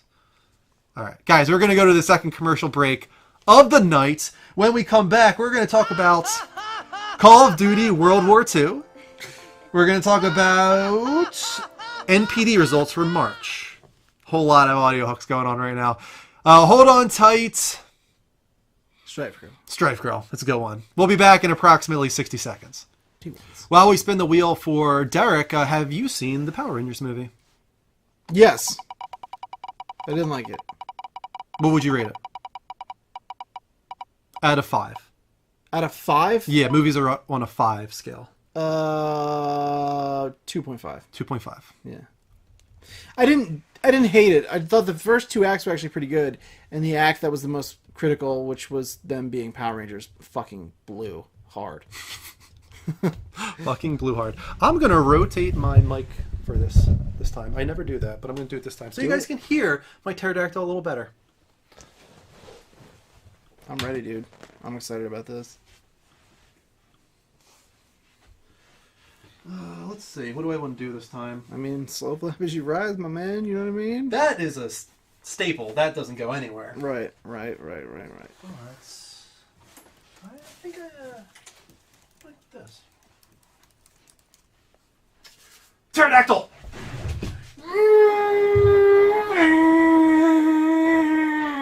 I like that your one hand is almost shooting a Slow web. flap as I rise. You try to do like a little Spider-Man hand there on the left. That's a weird one. Weird one. The Fez cap. Yeah, the did a little Fez. weird. The Fez, I think, got some kind of weird like mojo out of you that I'm not sure I appreciated too much. What would you rate it out of 5? Your pterodactyl flap? Yeah. I'll give it like a 3. 3. Oh, jeez. I feel like I should just do it again. I mean, I feel like it was that bad. there'll be other times. 3's not bad. I'm not Greg. You know what I mean? That's true. 3 is okay. 3 is in the middle. Fair in the middle. I'll tell you what, dude. I'm excited to watch fucking The Leftovers tomorrow. Oh my god, dude. I am. It's the best, isn't it? Yeah, it really is. That music. It's the So best. good. I Dean shared a love that video show. earlier with us, which is a channel that just puts leftovers music to things that it doesn't fit with, but it automatically makes every scene so much more sad. Yeah, drastically, it really does.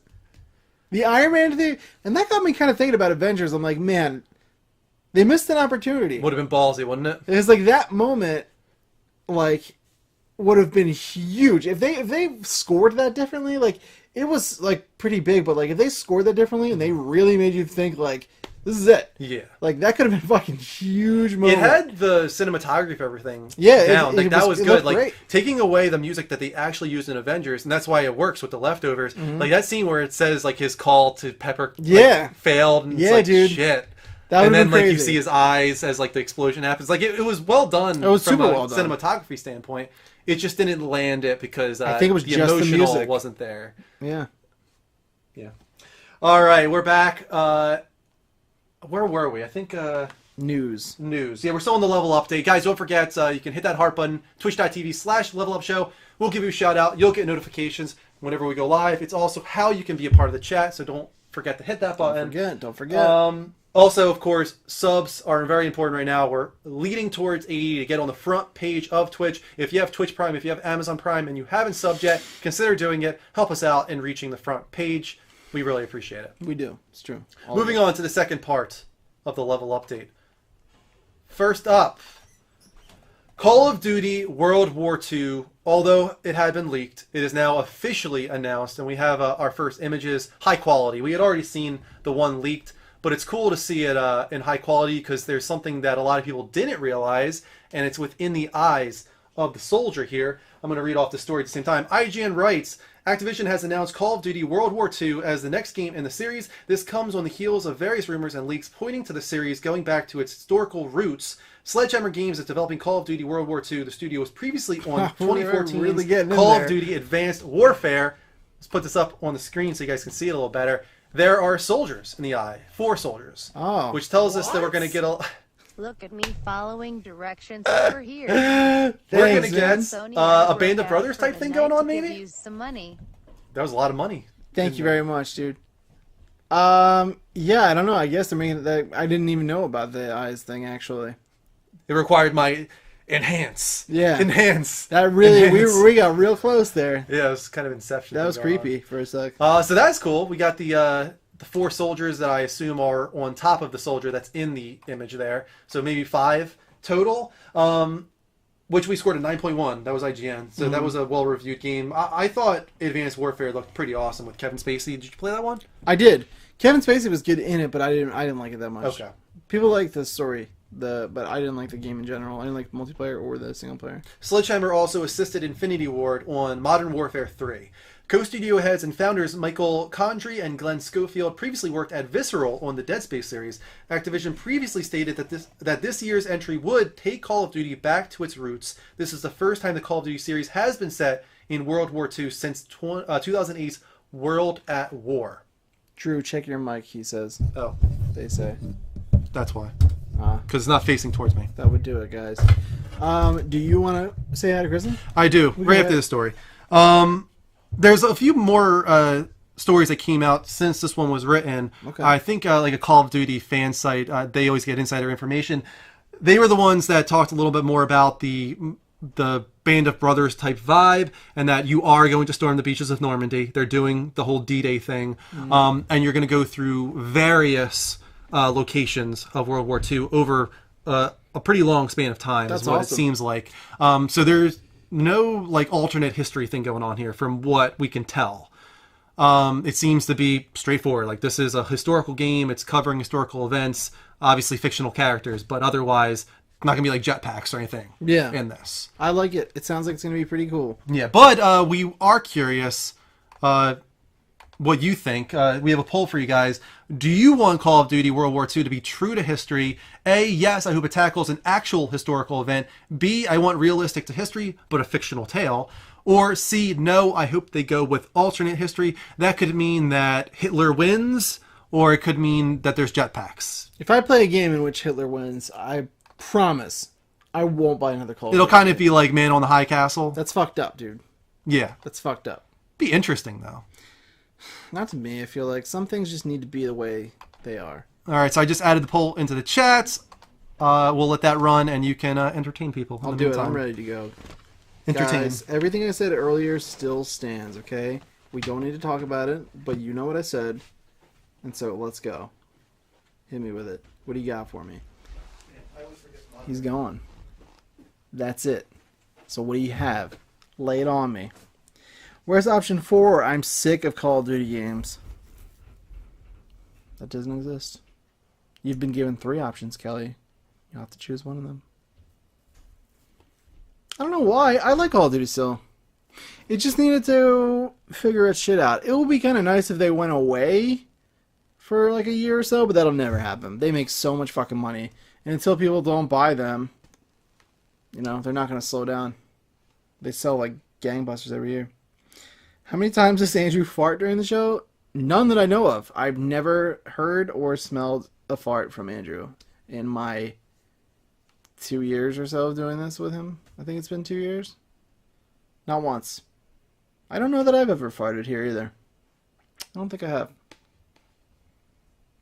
What's your position on puffy nipples? Not a fan. I like a good normal nip. Next question, please. It was a good question. I'll give you that. But yeah, I'm not a fan of the puffy nip. I don't really know what that. I don't know, does anybody like puffy nipples? I don't think people who have them like them, and I also think people that encounter them really like them much either. He hides or he holds them in because he's a gentleman. He might. He seems like the type that would be too nervous to let it go. Why doesn't Breasty get any love anymore? Because it's just a prop, you know. We just let her hang out because it's the right thing to do. And she's just kind of old and dusty, you know what I mean? Nobody's trying to get on that. There have been leaked screens of the next COD. It actually looks good. Yeah, it does. I think we had those. Maybe? I thought we did. I don't know, but I did see them. Everybody farts, dude. Yeah, literally everybody farts. I'm the worst with it. I fart all day, every day. You fart all day? Yeah. Every day? Pretty much, yeah. Like 24/7? There's gas No, coming not out of your ass? 24/7, but like a good 3/4 of the day. There's a lot. A good 3/4 of the day there is Especially gas now, expelling yeah. from your ass. Because of the diet I've been doing is like just meat and vegetables. So that's like it. It's a real problem. It's an ass buster. It's an ass buster, yeah, that's what I would say. So it looks like most people John, said it feels great. $1 million. they want it to be true to history. They want it to be an actual historical event. That'll be it's covered. cool. I'm okay if it takes some liberties though as well. What's going on with this? Hold on a sec. This is acting weird. Oh, you've got some nerve, really. Put this down a little bit. Making all Sorry if these- this sounds terrible, guys. Oh boy, it's gonna. That's better. It's fucked up. All right. Sorry, These my have 2 plugs. mic was all wrapped. Yeah, I don't know why it has 2. It's weird. I think it's for if you have like a left and a right, I guess. I don't know. All right. Everybody hear me okay? Testing, testing. All right. What were you talking about besides gas? They wanted to know. Well, they wanted to know if you've ever farted here, Have I ever farted? and I said I don't believe I've ever heard or smelled a fart from Andrew during this show. I have never... No, I don't think I've ever farted while streaming. No. And Oh, I've definitely farted while streaming, like at home. have you? Yeah, not like I don't like pull. I'm my always ass a up to the little mic. worried that it's going to make noise, so I hold it in. I don't give a fuck. Remember how we were talking last week about how eventually if you hold onto gas long enough, it just sucks back up inside? Yeah, but then you start to get like real uncomfortable and stuff. Oh, I know. No, when I'm home, all bets are off. I don't give a fuck. You guys are in my house. At that point, it's that's my space. No problem. But I'm here. No, I never have. And until very recently, I'd never sneezed on a stream either. It's rare. I think I did. I think it happened to me for the Once first here. time, like, this week. Yeah, I believe it was the first time I'd ever sneezed live on stream. I think I did once here. And like that's pretty. It's very rare. Mel posts a fish. I think your body I think when you're conscious, like that people are watching you, even though like they're not actually here, Yeah. your body just like reacts differently. You know? Yeah, because there's been multiple times where a sneeze was about to happen, and then my Yeah. body just like shut it down. Yeah. It's like, no, you're not sneezing right now. There are a lot of weird things. Like if I have to yawn, the later it gets, I have to yawn frequently, and I notice like I don't typically let myself yawn. Like I'll like keep my mouth closed and like yawn. Well, that's one of the jokes of Kristen's streams, is that she constantly yawns during her Really? streams, and there's we call it the YC, the yawn count. Yeah. Throughout her streams, Johnny usually keeps count of her yawns. Yeah. It's not I because never she's have bored. I it's never have because farted she's here, tired. Guitar Freak. That's a true thing. I would tell you. I don't give a fuck. Yes, if you ever fart and it's silent, just announce it, please. Always. Okay. I'm very proud of it. I am. You will. He was like, always. You will know as it's coming out of me. I fucking love to talk about it. I What do about- crazy shit at home. I throw my leg up on the counter and stuff and try to get different sounds. Do you know if Greg's ever farted? Here? Yeah. Or with you? I don't or- know if I've ever heard Greg fart in general. Greg won't even go to the bathroom in Yeah. other people's houses for the most part. He's got a weird thing with his butthole. Yeah, he tries to make like he is like Mr. Free Flowing Spirit. He's a little uptight. Yeah. He's way. He's got a weird He's thing way more uptight going than on. me for sure. I farted in front of Greg a bunch of times. I don't give a fuck, dude. Can we have a fart count during streams? If we ever Sounds do like it, that count would be very it'd be pretty slow. low, yeah. Yeah, would pretty much be 0 for the last 3 years. Yeah. Which is kind of crazy. All right, moving on. Dean, you are up with the next story. I'll read that. Do it, man. Gaming video streams are more watched than HBO, Netflix, ESPN, and Hulu combined, Holy shit. according to PC Gamer. A lot of people watch other people play games, according to the industry researchers at SuperData, which is the most fake-sounding name ever. The worldwide gaming video content audience includes 665 million people, and it's growing. The company predicts a 21% viewer increase between now and 2021. According to the fake company SuperData, there's now a bigger audience for gaming video than combined audiences of HBO, Netflix, ESPN, and Hulu. For reference, Netflix subscriber count is somewhere near 100 million, while Hulu maintains about 12 million. Wow, those numbers are fucking varied. Jesus Christ. For better or for worse, PewDiePie alone has over 54 million YouTube subscribers. It's not a shocking conclusion. Netflix, for instance, is not currently available in China, so it's no wonder that it would be dwarfed by a category of typically free streaming video around the world. But if there was still any doubt about the YouTubers and Twitches of the world that have made gaming video as mainstream as any primetime TV show, it ought to have vanished a long time ago.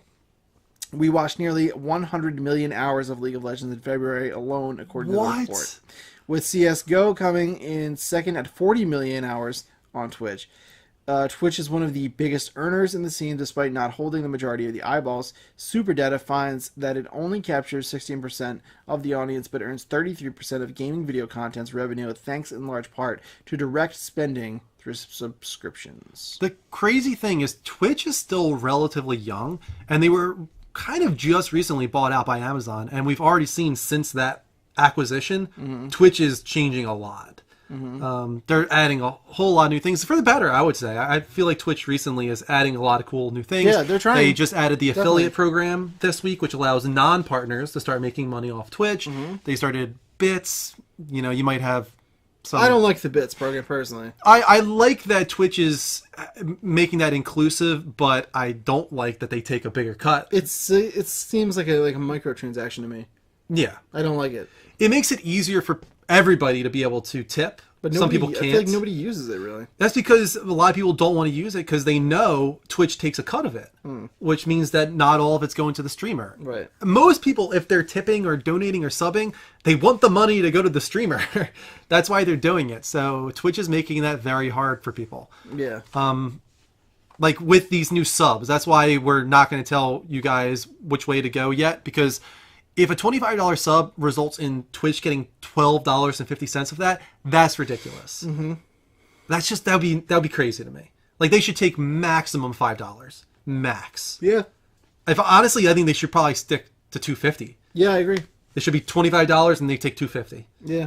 I mean, really they'll hope that's make the their case. money, especially like we just read off some of these bigger guys. Like you'll make your money. Yeah. You know, you're not going anywhere. What's cool about the $25 subs is they are worth 6 subs. That's what's kind of cool about it. Wait, what do you mean? They are actually worth 6 subs. The count is worth 6. If one person is subbed for $25, They count as 6 subs. that's strange. Yeah. Why? I don't know. It might only be for emotes. I don't know, but I know for emotes, that is the rule. Is that they're going to count that as 6 subs towards getting the next emote. That's pretty cool. Yeah, I don't know if, like, for instance, our 80 sub goal, if that's affected. Yeah, I I'd like to saw know you the swallow real that number. yawn there. I've done it like 8 times tonight, dude. I'd like to know the real. I'd like to know. I did it while I was reading the story. I'd like to know the real number of our subs. Like, I don't want to have a fictional, front of what it is. Fictional. What was that? I've done it before. It's Ben Affleck from Jay and Silent Bob Strike Back. Oh, okay. Fictional characters. Got it. Yeah. Well, Gonna deep dive there. that's pretty cool. Yeah, I agree with you. I want to know the accurate portrayal. If they want to have, like, this is your sub count, and then have this is your actual sub count, that's Right. fine. But I doubt that the 6 sub rule is going to count towards everything. It's probably just emotes. That's what I'm thinking. But yeah, that's pretty crazy. I think it's only going to get crazier. Twitch is going to grow rapidly, I think, over the next several years. Yeah, probably. Yeah. Hopefully it helps us. Yeah. And lastly, March MPD was pretty exciting, actually, because of the launch of the Switch, and the top 10 software was very surprising. Here's a roundup. Of course, the Nintendo Switch was the #1 console of the month. Quote, March 2017 will go down in history books as the month Nintendo broke records. The Nintendo Switch had the biggest hardware launch for a Nintendo platform and the second biggest launch for any video game platform since 1995, when the NPD started tracking. As for software, I'm going to start from 10 to 1. In 10th place was... What do we got here? Those notes. I think Call of Duty. Call of Duty Infinite Warfare from last year is in the number 10 spot. Then you got Nier Automata, which is very exciting that was able to track. NBA 2K17 at number 8. For Honor in number 7. Grand Theft Auto 5, number 6. MLB 2017 The Show. Then you got Horizon Zero Dawn at number 4. Mass Effect Andromeda in 3rd place. Legend of Zelda Breath of the Wild in 2nd place. And the number 1 game of the month, total shocker for me, Tom Clancy's Ghost Recon Wildlands. Yeah, that's pretty nuts. Beat out Breath of the Wild, Mass Effect Andromeda, Horizon Zero Dawn. Like, what? I'm really surprised that For Honor is at number 2. I know. That's insane. That's for year to date. Yeah. Which is confusing. Yeah. Yeah. If we're going by the total of 2017 so far, Wildland is number 1 for the entire year. After just 1 month. And then you got For Honor after that. Zelda would have gotten it, but there's not enough systems. People didn't be able to get the fucking console. I guarantee you that Zelda would have hit it, but nobody can find a fucking Switch. Well, that's what's crazy. Moving on to some of the notes here. The Breath of the Wild is 105% attachment rate because there's only 900K Switches out there, and over 900,000 Breath of the Wild on Switch units have sold. Right. I have no idea why, but Don't know. so it has the largest attach rate in history. There's something to do with like a special edition that gave you a digital copy or something like that. I Okay. think that might be how. Okay. So Breath of the Wild has over a 100% attach rate for the Nintendo Switch. And we called that. Remember when we were talking about it? Every single person that gets a Switch is going to get Zelda. There's no reason not to. There's nothing else. There's nothing else, yeah. You So it's play not really a fucking surprise. 1-2 Switch, 1-2 fuck you. Nobody's playing that shit. Other notes, Ghost Recon Wildlands is the best ever Ghost Recon launch and second best Tom Clancy launch after The Division. In reference to franchises, Zelda is the top-selling property of all time within the adventure supergenre, selling 54% more revenue than the next best-selling franchise, Resident Evil. Switch's packaged software sold 1.3 million units, a record high for a Nintendo platform launch. Mass Effect Andromeda had the second best launch behind Mass Effect 3. Horizon was the best Guerrilla debut ever, selling twice as much as their second best debut, Killzone 2. And 1-2 Switch made the top 20 best-selling games chart with an attach rate of 19%. Very interesting. Yeah, we do know Zelda is on Wii U as well. My copy is on Wii U actually. Yeah, but the 105% attach rate, that's for Switch. Right. That doesn't take into account Wii U in any way. Also, Diclonia said Wildlands is gutter trash. I heard it's not very good. Even Mike said it wasn't very good. Mike was trying to sell that it was good. Yeah, well, no, recently? I don't know. The last thing he said about it was like, I'm really having a good time with Wildlands, blah, blah, blah, blah. Because he was too proud to admit that he was wrong because I called Really? that shit being real samey. Because I don't know if he said it to me privately or in the chat, but he told me that he thought it wasn't very good. Did not say that to us. Okay. He was probably trying to avoid my Yeah, he's wrath. trying to save some face. Yeah, because Mike was really excited for Wildlands, and even he, to me, During the E3, said right? that it's not very good. And I was like, this game's not going to be good, dude. I said it looked just like every other fucking third-person outside shooter. Yeah. It totally did. Did it not? Yeah, I agree. It looked like everything else. So. And here we are. And it's the #1 best-selling game of the year so far. Crazy. There's got to be some. I don't know what's going on there. Gotta be That's some kind of a so reason. bizarre. That is really weird. Yeah, I agree. All right, that is the end of the level update. Let's get into the community-focused segment of the show. By the way, I did lose the bet. It is 11:55. Yeah, I nailed it. I fucking nailed it. What's it called, Dean? On the spot. Question mark. Guys, every week you can go on our Twitter at the Level Up Network, Level Spelled LVL, and you can submit a hard-hitting question. Just use hashtag on the spot, like this person did. Dear the Level Up Show, what video game ending disappointed you the most, and wish there was more to it? Sincerely, Strife Girl LP making a comeback. Oh, a little stripey stripes. Time for a comeback. Good question. Good question. I will say that pretty much all of the Ratchet and Clank games have disappointed me when it comes to their Really? endings. I liked a Crack at Times ending. Kraken Times was definitely the best because it was the most fleshed out. But I have a problem with games being like 15 hours long and then giving you like 1 minute of ending. I agree. That's a problem. I agree. Like, give me some closure. Put some production value into your ending, Put man. some stank on it, Ike. Yeah. Yeah, what the fuck? What's that from? I think it's from Liar Liar. Liar Liar? That's a great movie. Yeah. Firewatch. Good answer, Mel. Good answer. Infamous Second Son, the ending Yeah. was really like, bleh. Yeah, I agree with that. Overall, Second Son, the story was Yeah, the story was weak, disappointment. but the ending I felt was the weakest for sure. The Witness. Recently Yeah, for me. yeah, that was a little bit of a bummer. Resident Evil 7's ending was kind of pretty dumb, in my opinion. That was some cheesy ass shit, that ending. Now, what exactly was the question? That we want more of it? What ending disappointed you the most and made you want more? I'm trying to think of what might have disappointed me the most. I don't know. There's a lot. I'll tell you what. There are a lot of bad game endings. Yeah. Way more than there are good, for sure. I mean, like, you can't go back to, like, the Super Nintendo days with this one because every game had a bad ending back then for the most Yeah, part. It was right. all like, thank you for playing. Yeah. Credits. Like, that was the bullshit that we used to have to deal with. Yeah. Nowadays, if you give me, like, 1 minute and then credits, I'm like, you suck. Like, this is 2017. Most give of me those an ending. games were, like, all about gameplay, I feel like. Inside was I agree. with disappointing. Insides. It's I think that's a perfect example of wanting more. I get they were going for it, and I liked what they gave us, but I definitely wanted more. I am one, and I know I'm in the minority, I think, a bit, but I don't like ambiguity in endings. I hate it.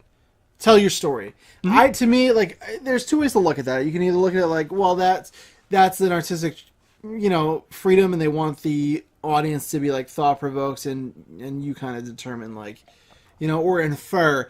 I think that's sloppy writing personally, and like if you are that strong of a writer, finish your fucking story. Like The Last of Us, they didn't leave it up to you. They're like, this is the story, whether you like it or not. Although they left some ambiguity in Ellie's decision. They do. They leave that. That's not like the real main, like, like the part of the hospital, like where you're like thinking like, oh, do I kill them or do I not? They're like, no, you fucking kill them. Yeah. That's what you do. No choice. You know what I mean?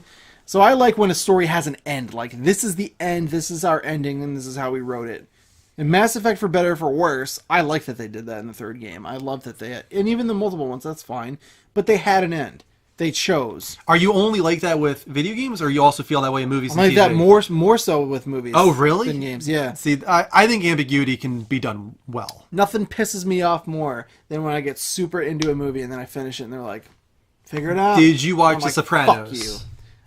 No, I didn't actually. Okay. Didn't. I was too young. That's like the I'm king of surprised you watched it. ambiguous endings. When did you watch it? When your parents were watching? No, HBO Go. I had it on my list because I wanted to go back. It's all on HBO Go if you want to go back and watch I it. might now that I'm of age. I was Well, like, warning alert! It has the most ambiguous ending pretty much ever. Really? Yeah. That's unfortunate. Yeah. But yeah, I did want to watch that because I remember my parents watching that, and I never was able to because it's like Before Game of Thrones, that was the most watched HBO show. Dude, I'll tell you what. Let Game of Thrones have an ambiguous ending and see if I ever fucking show my face on the earth again. Because I'll be out there killing everybody just out of pure I thought you meant you were going to kill yourself. I was like, this got dark. No, I'm going to fucking murder the world out of going completely insane. Dexter's ending didn't kind of suck. It full on sucked. Really? It went from suck to blow. It was the worst. Yeah, I hated Inception's ambiguity quite a bit. What? That pissed me off. What? I don't like it, dude. No. I don't like leaving the that is theater. ambiguous ending done right. I'm just telling you my personal preference. I don't like leaving the theater and being like, what do you think? Well, what do you think? No, I but don't the know, thing 'cause is, this- like, I don't know, blah, blah, that blah. movie has an ending. You just have to inspect it. Like, if What you is it? look for the like, What is the ending? hints? Like, for instance, him wearing his wedding ring and stuff like that. It tells you that it's real. The ending is real. He's not in a dream or whatever. Like, Or is you it, can Andrew? you can look through the symbolism there, and you can determine what the ending is. I love that ending is ambiguous. If you're saying that you can tell that it's not ambiguous. It's ambiguous for 90% of the people that watch that movie. Anybody who goes through and goes on forums and message boards and like inspects, you can pretty much determine that it's not ambiguous and what actually happened. Yeah. Another example, for instance, is like Pan's Labyrinth, one of my favorite movies. Has an ambiguous ending. Was it real? Was it fake? But the last shot with the flower growing on the tree, that tells you that it was all real. Most people won't look into that, but even Guillermo del Toro will now admit, just look at the ending. What's the final shot? It tells you what happened. I'm okay with that because that to me is the same. Like that's you told us. Yeah. You know what I mean? You told us at the end. Like that's fine with me. But no, I don't like it. I don't fucking like it. I wish that top would have either just kept spinning real fast or just stop and drop. Like, tell me what the fuck happens. You know what I It mean? wobbles. That's the best not part. enough. It wobbles and then it goes to black. Could have been the fucking wind. That was the best when I saw that in theaters, and the entire audience went, "Oh!" That's the worst feeling. Exactly. That's a room full of me being like, "Why would you do this to me?" Oh, I love it. I don't like it. I It wanna know can. what happens. I will agree with you sometimes. There's certain times where I'm just like, "Come on, Yeah. you got to give me more than that." I like to know what happens. Yeah. Nothing was the biggest case of blue balls at the end of Age of Ultron when Cap's like, Avengers! And then it stops and I'm like, why would you do that? Like, let him fucking finish the sentence. That makes me so upset. I feel like ending Ghostbusters with "Who you gonna call?" Yeah, that that's just ends. bullshit. That's bullshit. Yeah, if you're gonna go there, if there's like a famous catchphrase attached to your thing, and you're gonna even acknowledge it, just fucking do it. Power Rangers ends with them going, "It's," Yeah, dude. and it just goes to black. Yeah, that's like that's the worst. Why would you ever? Oh I man. hate it. Would it have killed them to let him say assemble? Like they were like, "There's a line, guys." And that's crossing it. Like, fuck So you. many movies do that though. Like Man of sucks. Steel with S. Maybe super. Yeah, they're like, it's too on the nose if we call him by his name. That's his fucking name. Well, this went off video games. But, Nah, we nailed it. those nailed are it. all good choices that you guys are naming, though. The thing is, so many games have bad endings. That's Yeah. what sucks. We're I getting. definitely to that think point. more games have bad endings than good. Oh yeah, for sure. Oh yeah, definitely. We're getting to that point now, though, where they're putting work into the ending and And I into the wonder, writing. why do you think that is? Because I think it's being treated more and more like movies and film, and storytelling is actually important in video games now. Do you So, think they what was it? Baz. Thanks, man. You're the best, Baz. That's 60? Or 59? I think that's 59. Baz, It is a step it up. resub, though. I don't know. I guess we'll find out. Thanks, Baz. Appreciate you so much, man. We'll give you a wheel spin in a moment. I wonder if games start the way as movies do, where they normally start with the ending. Really? Movies start with the ending? What do you mean? Typically, they start... Like when they write it, you mean? Typically, when they film. Typically, Oh. an actor's first day on set is usually the end of the movie. Yeah, I know, like with Lord of the Rings, they did that. Which That's don't you so think is bizarre, kinda isn't weird? it? Yeah. Yeah, because, like... Especially with Lord of the Rings, because that was a 13-month shoot. Right. And to have to... Because Frodo becomes a mess throughout that That's what thing, I'm right? saying, Like, yeah. imagine being Frodo, being Elijah Wood, and having to, like, put yourself in that character of, like, so, you just... Thank you for the tip. Thank you very much, Kelly. You just went through like a year of travel, Yeah. and the ring has corrupted your mind, and you're completely fucking destroyed. Yeah. Go. Like, how do you do that? Exactly. So, like, your character goes through this whole, whatever, your arc throughout the story, and then they want you to start at, like, that point that you're supposed to get to. Mm-hmm. And the way film shoot is, like, they film all kinds of out of sequence. So it's like, why? I'm sure there's... Why not shoot it in I'm sure there sequence? are Yeah. reasons why, but, like, if you can help it, like, wouldn't it be so much better... Like, wouldn't You it... know why they probably do it? Why? This is super dark, Yeah, what do you think, though? but like say for instance The Dark Knight. Yeah. In case something Heath like that Ledger happens. died. You think that's really effective? Because all movies do it. That Yeah. can't be why all... Like, I don't they know. all Maybe do it's it. like a contractual thing. I don't know. I don't know either, dude. It's weird. That's a weird thing. But, like, to take... Again, like, Avengers, for an example, that where, like, you're supposed to feel like this team... I mean, somehow it works. Yeah. The actors are really talented. I guess that's shows you the power of why they them. make the big bucks. But, like, wouldn't they really be able to be like, man, like... We shot the whole movie. You can feel, you know, the story, because a lot of the time the actors don't know the fucking movie until they go and see it at the premiere. Yeah. Like, I have no idea.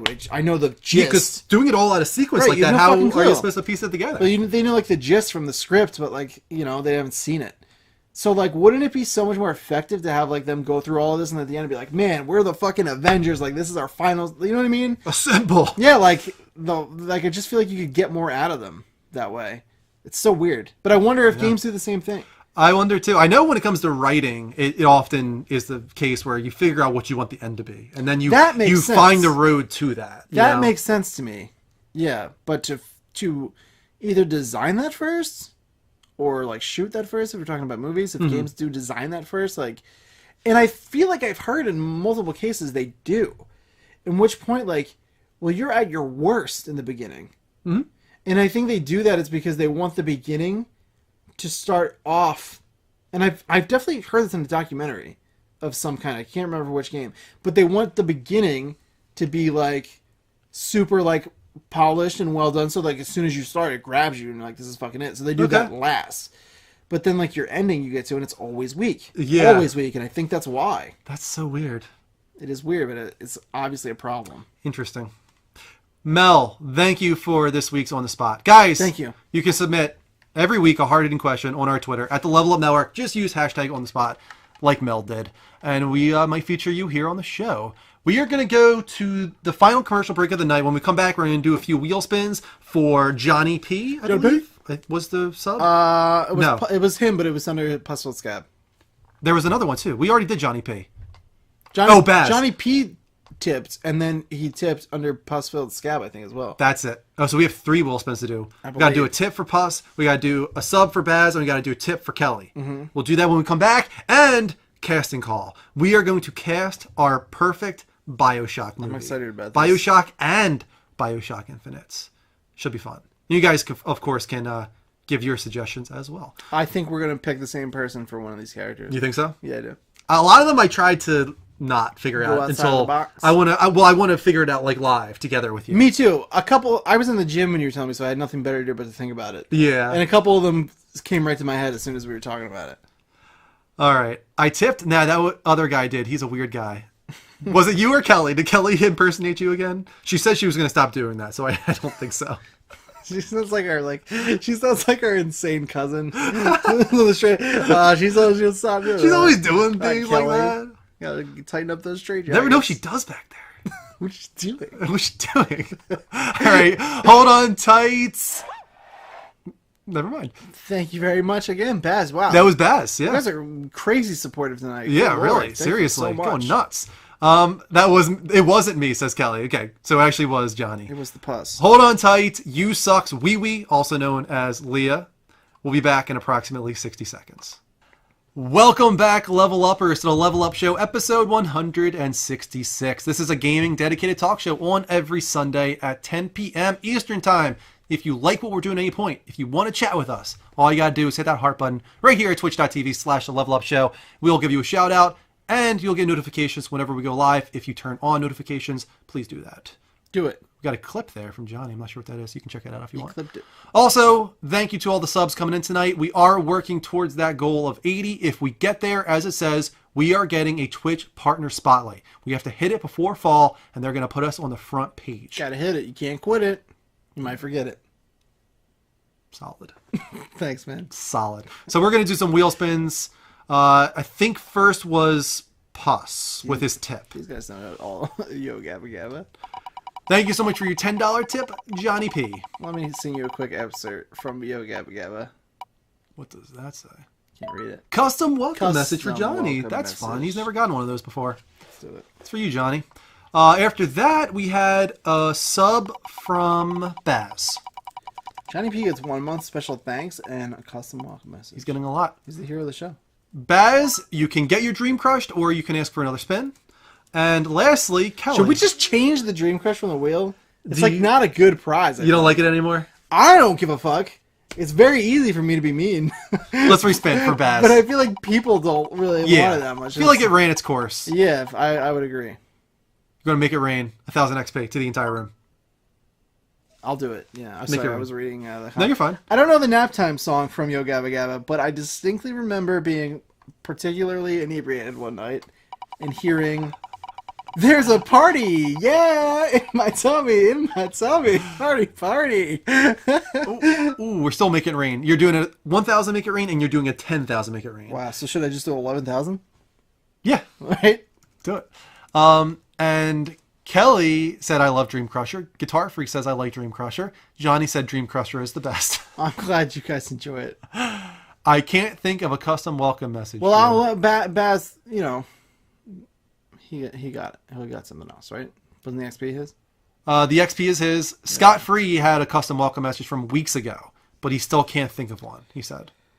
Oh, that's We've okay. kind of taken the road now where we're not going to come up with custom welcome messages for people anymore. Yeah, we just can't do it. It's very difficult, especially if we don't know you that well, and we don't want to give you something that you don't want. Right. So from now on, when it comes to stuff like that, we're only going to do it if you guys give us something. Yeah. Whisper it at Dean or Greg or whoever's on the show so that we see it, and we will make it your custom welcome message. There's just a lot of other things to do during the week.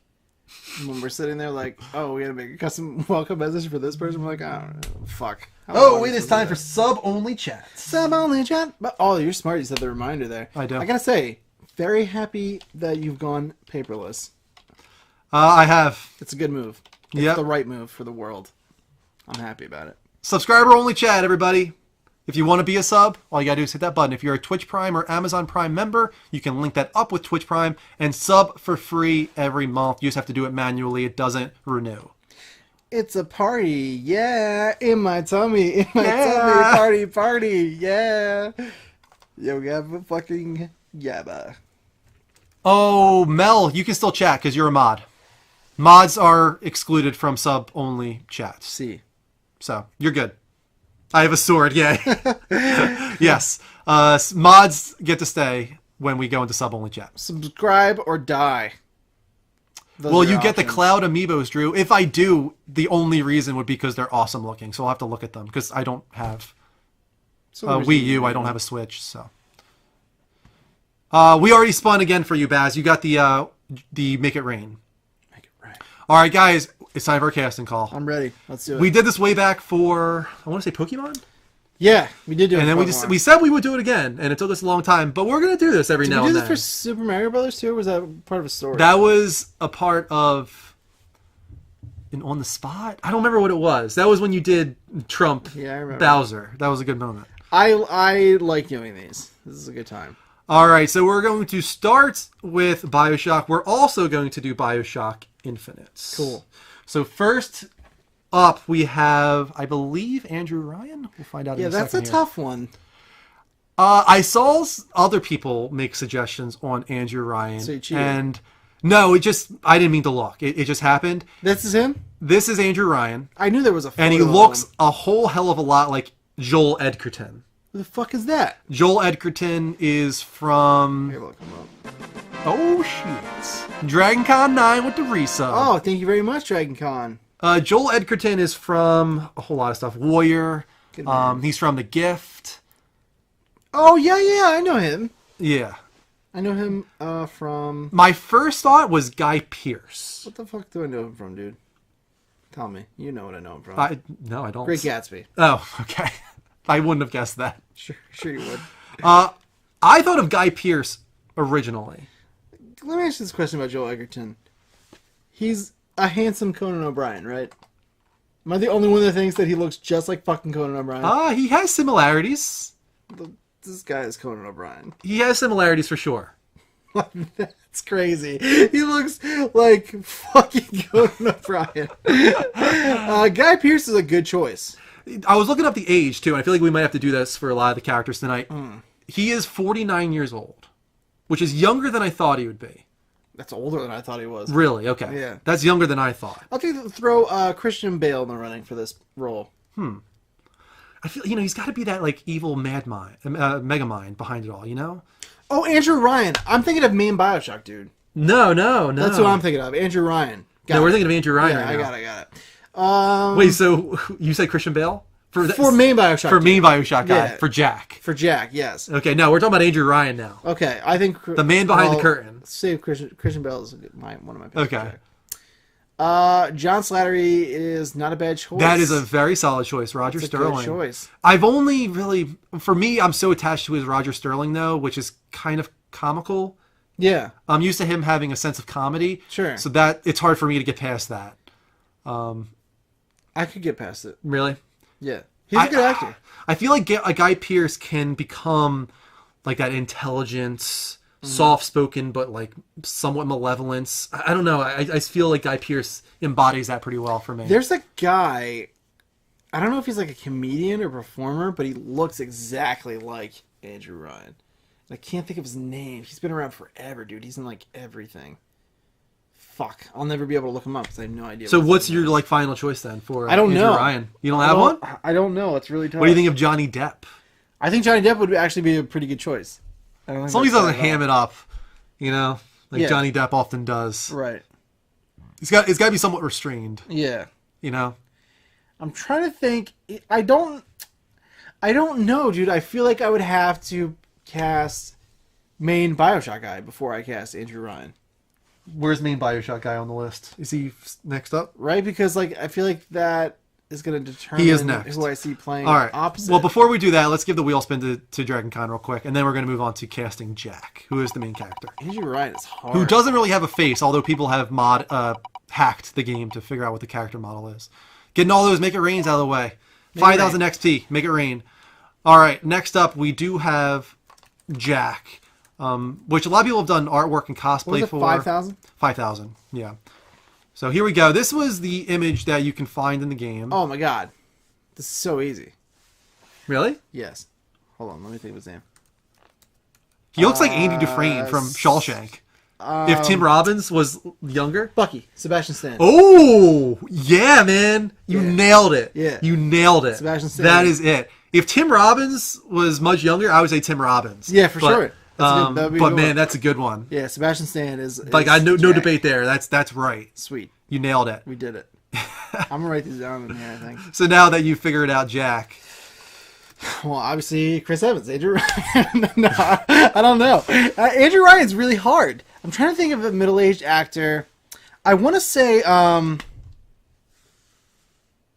Sean Penn for some reason. ooh, that's not bad. A little Yeah. older. Yeah, Little old. he is a little older, but that's where my mind. has Not been bad going. though. He would be solid. Yeah, I can see that. Yeah, I'm feeling Sean Penn, dude. I think that is my personal final pick for Andrew Ryan. Sean Penn.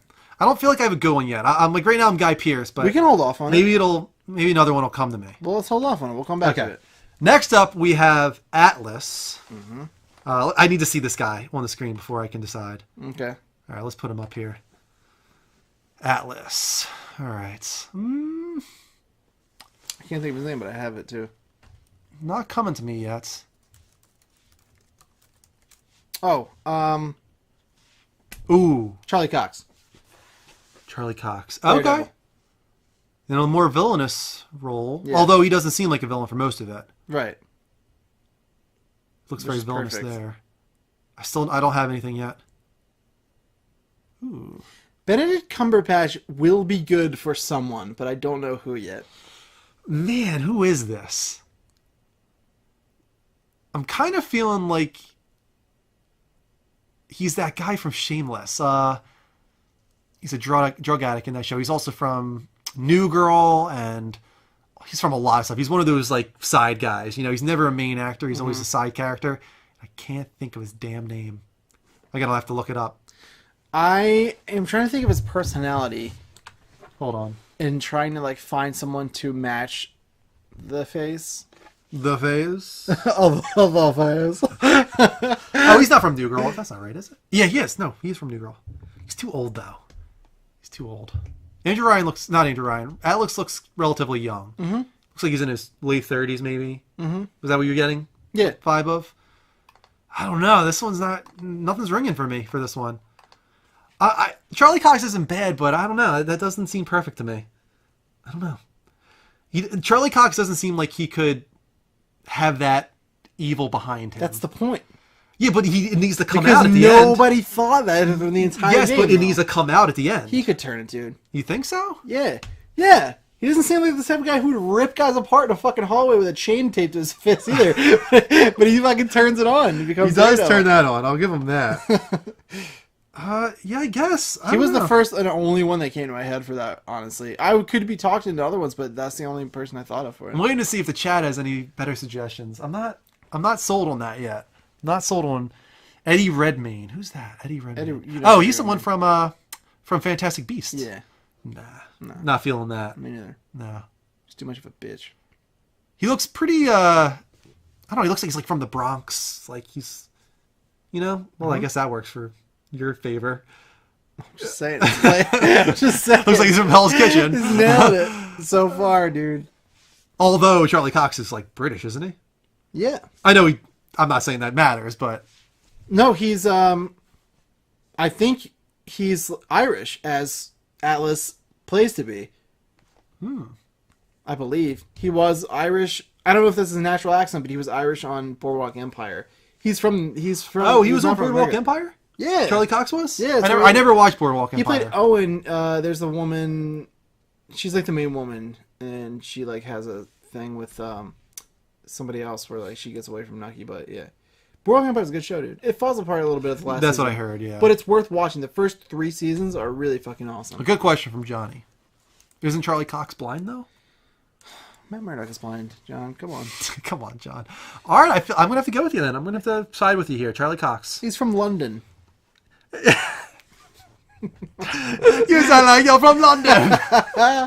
He's from London. All right, I'm going to have to side with you on that one then. We're sticking Charlie with Cox is Atlas. And I think that also lends to Atlas because in the show, he plays like he's a very like sweet and friendly guy, but he's a hitman like on the side, so he goes and like turns it on and it like fucks people up a lot. So I have an easier time Got seeing it. Bridget Tenenbaum now. Yeah. Shit, that's a tough one. I'm gonna have a lot easier of a time, I feel like, with Infinite than with this game. I'm feeling like Carla Gugino I don't, for that's Bridget the second time you said the Tenenbaum. name. I don't know who the fuck it is. Look up Carla Gugino. You'll recognize her. How do you spell She's very her last attractive. name? Gugino. Gugino. Carla Go. Oh yeah, I know her. Son-in-law. That's what I know. Her Oh from. my God, you're right. She is from Son-in-Law. That is what. Why that does is- your mind go to Son-in-Law? That's my identifier for her, dude. That's what I most closely associate her with. Watchmen, I guess, would be second for me. Why did I win so much? How does this bot work? Steven. Oh, for the heist payout? Because you won the bank heist. You won the bet, dude. That's the way it goes. Oh, yeah, Carla Gugino would be solid here. Yeah, that's not a bad choice. I feel like I like that one a lot, in fact. Yay. Let's see. Who else would be good in this? What about Haley Atwell? Yeah, that was what I was going to say, but I thought you were going to give me shit for sticking with Marvel Cinematic people, so I didn't say it. No, man. Just go with, you just got to speak your mind. Go with your gut. I will. Although I'm going to stick with Carla Gugino still. Carla Gugino, Haley Atwell was going to be my choice, but Carla Gugino I feel like is the one. Yeah. I do. I like her a lot. She fits. She fits that like time period too. Yes, she Although does. Haley Atwell does as well. She does. She has shown that already. Yeah. Yeah. I like Carla Gugino for this. All right, there we go. We got our Bridget Tenenbaum. Good cast. Just saying. So far, it's pretty solid. Next up, we have Frank Fontaine. Right. I know who I want here. Who? I want Vin Diesel. Obviously. It's so obvious. Tom Hardy. Yeah, that's pretty good, dude. Tom Hardy. But wait a minute. He looks pretty messed up otherwise, but I still want Tom Hardy. Am I remembering the game wrong, or isn't it the same? What do you mean? Like, isn't Frank... What the fuck does he look like that for? That's, I guess, what he looks like after all the weird mutations and shit. Or Frank Fontaine... Who's Atlas? Really? Atlas is the guy who talks to you throughout the entire game. Yeah, but he's actually somebody else. Is he? I forget. Me too. I'm having trouble remembering, and I just played it, like, for the remaster. You have to look that up. I don't know. Yeah. James Badge says Job 32X. Who's that? Someone's gonna say it before I get to it. I feel like Tom Hardy is like the obvious choice here. Well, hold on. It's gonna depend on something in a second. Who is Atlas, really? Yeah, they're the same person. Says Rick. Right. That's what I thought. So it would have to be the same person, Oh. Well, that messes everything up, though. unless Different voice and look, though.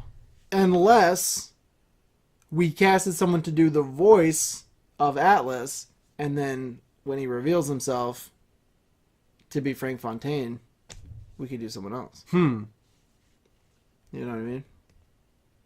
Who would be the voice of Atlas, But then? my choice of Charlie Cox was basing it on the flip. Yeah. That's the thing, though, is once you reveal that, it's completely different than the voice you've been hearing throughout the game. Maybe Charlie Cox should be the voice, and Tom Hardy Charlie Cox should be as Alice, and Tom Hardy as is Frank the true Fontaine when Frank you Fontaine. reveal him. Tom Hardy has already proven that he can be villainous. Oh yeah, 100%. In Revenant, he was... yeah, I mean the Revenant. Yeah. I don't know why my mind didn't go to Bane. It went to Revenant. I mean, he was way better of a villain in my opinion. I mean, he was that's not really fair because he was a pretty good bad guy. It's just that shitty voice was so impossible to get past. But the villain, like the villainous, the villainous aspect of him was like he did a good job. I felt like it was just that stupid fucking voice. If they dropped the octave of it like down instead of up, Yeah. it would have been pretty terrifying. I think. I actually was okay with Oh, God. all that, personally, but... It took everything not to laugh in the theater. dude. Really? I was like, this is a sick fucking joke. Huh. So bad. Are you kidding me? Yeah, didn't really... Give me a fucking break. That is not Bane. I was against him to was begin with born in a because dark I was market. of the mind that like that was their perfect opportunity not to whitewash, and they were like, "Nah, he's a white guy." Like Bane's not. Bane's Spanish. I Yeah. was like, "All right, I guess this is what we're doing." Can you really be that surprised? I know. All right, so Frank Fontaine. Yeah, I like Tom Hardy as Frank He Fontaine. is Tom Hardy. And lastly, this one we don't have to do, but we could try. to figure out some little sisters. Lady Gaga. Okay. I'm 100% serious. I think she would play a really good How creepy... old do the little sisters get? I don't know. Would they be little? But I feel like it would be creepier to see like an adult do it. You know what I mean? I'm just imagining Lady Gaga, but they just like shrink her down. It's hard. No, I don't want them to do stupid CGI. Okay. I don't want them to do like weird like Alice in Wonderland kind of CGI. Yeah. I also don't seriously want Lady Gaga, but I do think I do like the idea of like not actual little girls. You know what I mean? Okay. Like I like the creepiness of it, of like the mother playing them, and then maybe like when they're saved, they become like little girls. But You know what isn't I the mean? creepiness come from them being little girls? Yeah. Isn't that what, like so much of what is based upon like you want to save them because they're Oh, I children? didn't. I took their Adam. Well, that's messed up. You fuck. Needed man. it, dude. Gotta be strong. Yeah, I feel like the only way we can do this is if we think back to when certain actresses were young. Because I don't know any young female actresses anymore. Like I would go back to like Anna Sophia Robb, Dakota Fanning. What's the one from Signs? Dakota Fanning was where my mind immediately went. What about to. Signs? Abigail Breslin. Yeah, she annoys the shit out of me. She does now, but she was really cute and good in Signs. She annoyed me when she was a kid too. Okay, never mind. I'm just giving you full disclosure. I'm just being real. Dakota Fanning Let's see. used to annoy the hell out of What me. am I looking at? Like child actors, Actresses, yeah. actresses. Child actresses. Who do we got? None of these girls are young. They're Yes. literally listing the ones that already grew up. Yep. That's the problem. How? There Oh! must be girls who. What's the are girl from young. Logan? I don't remember her name. The girl from Logan. There you go. Yeah, because I'm sure. Because she's one the day- only choice. There must be others. We're going to have to go to like some Disney Channel girls or something. If you could cast one of them from the past, who would it be? Like one of the ones that grew. I would do I feel like Anna whoever Sophia this girl Robb. is, Madeline McGraw. Mm-hmm. Look at those eyes, dude. She could. She's got the- She could she's got freak the somebody out eyes. if she wanted to. I don't know where she's from. Daphne Keene is the name of the girl from Logan. That's right. Thank you. She's an American You're Sniper. the worst, Johnny. Hide and seek. Oh, okay. I pick her All right. just for We figured out one. kicks. There you go. I didn't really want to try and figure out that one. I just figured I'd throw it out. Hey, we did it. So, well, we did it. Madeline McGraw, Daphne Keene. There you go. We'll play all of them. So Bioshock has been casted, although we didn't really like come down strong on Andrew Ryan yet. No, we didn't come down at all on Andrew Ryan. The first thing that came to my mind, but this is only because he's like stereotypically casted as the man behind the curtain, Anthony Harris. Is that his name? Yeah. Anthony Harris? Yes. No. What's his name? Ed Harris. Ed Harris. Sorry. No, Ed I'm not Harris. down with Ed Harris for this one. No, yeah, I agree, but he is like the man behind the curtain. He so often is that. Honestly, the guy from I don't know if they mentioned it. Oh, actually, yeah, that's a good one. Charles. The girl from Stranger Things Oh yeah, would be a good little sister. she would be. You're right. Very good call. Let's do her. Fuck these guys. Yeah. Fuck there's more than one little sister, so you can add her onto that list. I'll put Daphne Keene, Madeline something because I closed out the tab. And then what's her name? Her name is. Oh my god, what is her name? I'm drawing a blank. Something weird. It's Barb. like I feel like it's 3 names. It's Barb. Barb. It's 3 names, isn't it? Maybe.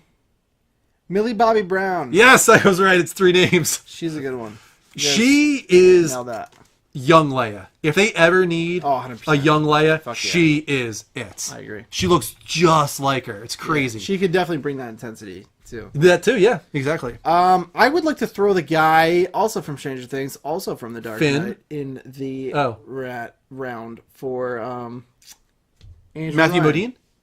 Was that his name? I Matthew don't know. Modine. Maybe. I don't He know played his the name. father, the doctor. Yes. Matthew Modine. I'd like to throw him in Yeah. the Andrew Ryan. hat. That was such a weird role for him because he very typically played like the nice guy. You know, he was in Full Metal Jackets and A lot of movies. He's always like the nice guy, and Played then that piece of shit cop in The Dark Knight Rises. that's true. He did. There's only one police in this town.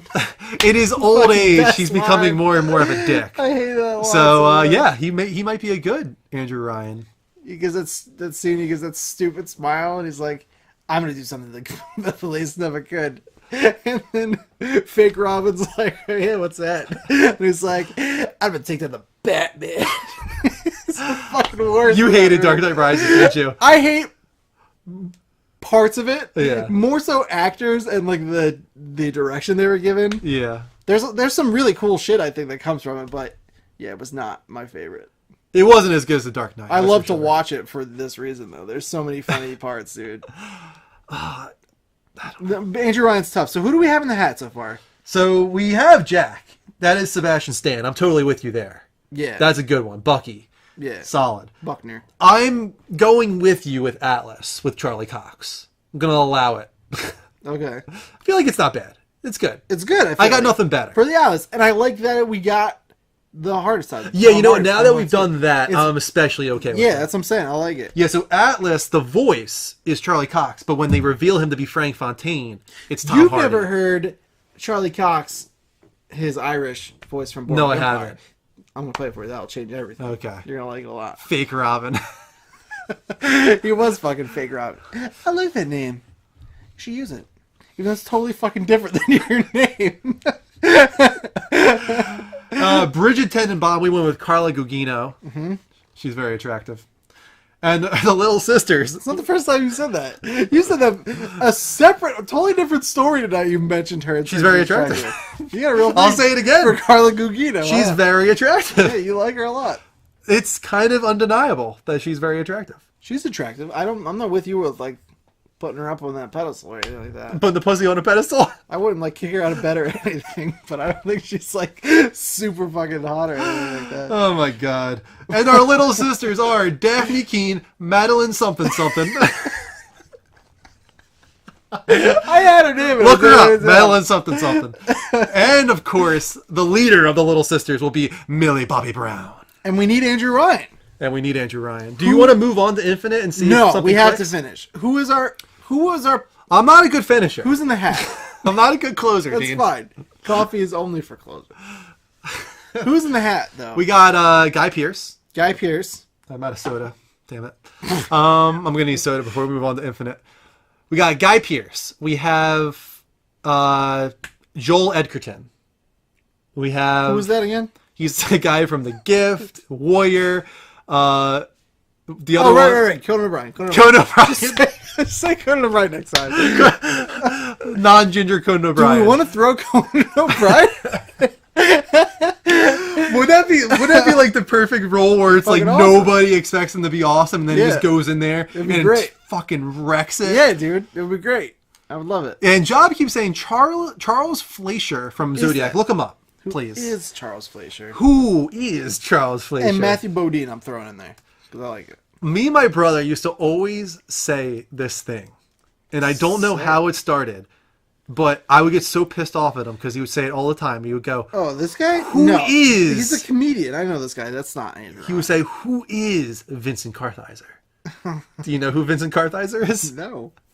He's from Mad Men. Who is He's he? Peter. Oh, really? Yeah, but when he was younger, he was in like a movie called Masterminds with Picard, and he was in a bunch of bad movies as a kid, and then he went on to do Mad Men, and that was pretty awesome. But when he was younger, Anthony would always go, "Who is Vincent Kartheiser?" And I always wanted to punch him in the face. I'm trying to like figure this out, dude. We need to pick somebody.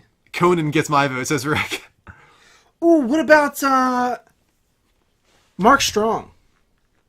Not bad. We got a lot of. He's like always bald though. Yeah, he definitely. Is I don't know if I bald. could see him with hair.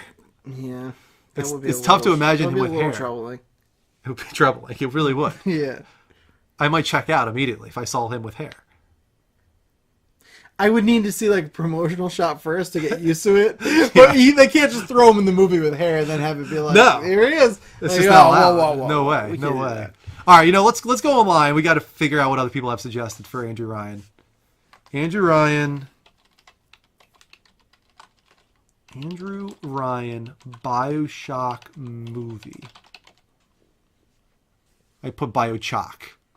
Tom Hanks as Andrew Ryan. That would be interesting, actually. I feel like I like it, dude. I like the idea of taking a guy that's stereotypically the good, nice guy. I love whenever anyone does that. Yeah. It's the best. Because usually they're stereotypically the nice guy because in real life they are a nice guy. Mm-hmm. Which makes it very easy for them to act terrible because like it's just so opposite of them. They know exactly what to do. You know what I mean? Right. So I feel like that always it always works well when people and do what a grab that would be. He's only in it for like a moment. So just to get him as like a surprise, like holy shit, like Tom Hanks is in this as Andrew Ryan. Like nobody would see that coming. That's my pick. Yeah, I'm in. That's solid. Yeah, it's got to be. Tom Hanks is Andrew Ryan. Tom Hanks is Andrew Ryan. Honorable mention. The one I thought of at the gym for Jack was James McAvoy. Okay. But then we found the gold that is Sebastian Stan. That's solid. Yeah. I'm solid as a rock. You want to get your soda? I do. Go for it, man. I need the power. Yeah, do it. I need the nectar of the gods. You can do it. You're good. Do it up. Guys, hold on one sec. I'm going to go fill up the goblet. I'm going to come back. We're casting Bioshock Infinite, which I think should be a little easier. It definitely will be. Okay. For some reason, that one sticks with me more. Solid as a rock. Clive Owen for which part? Jim Parsons for also which part?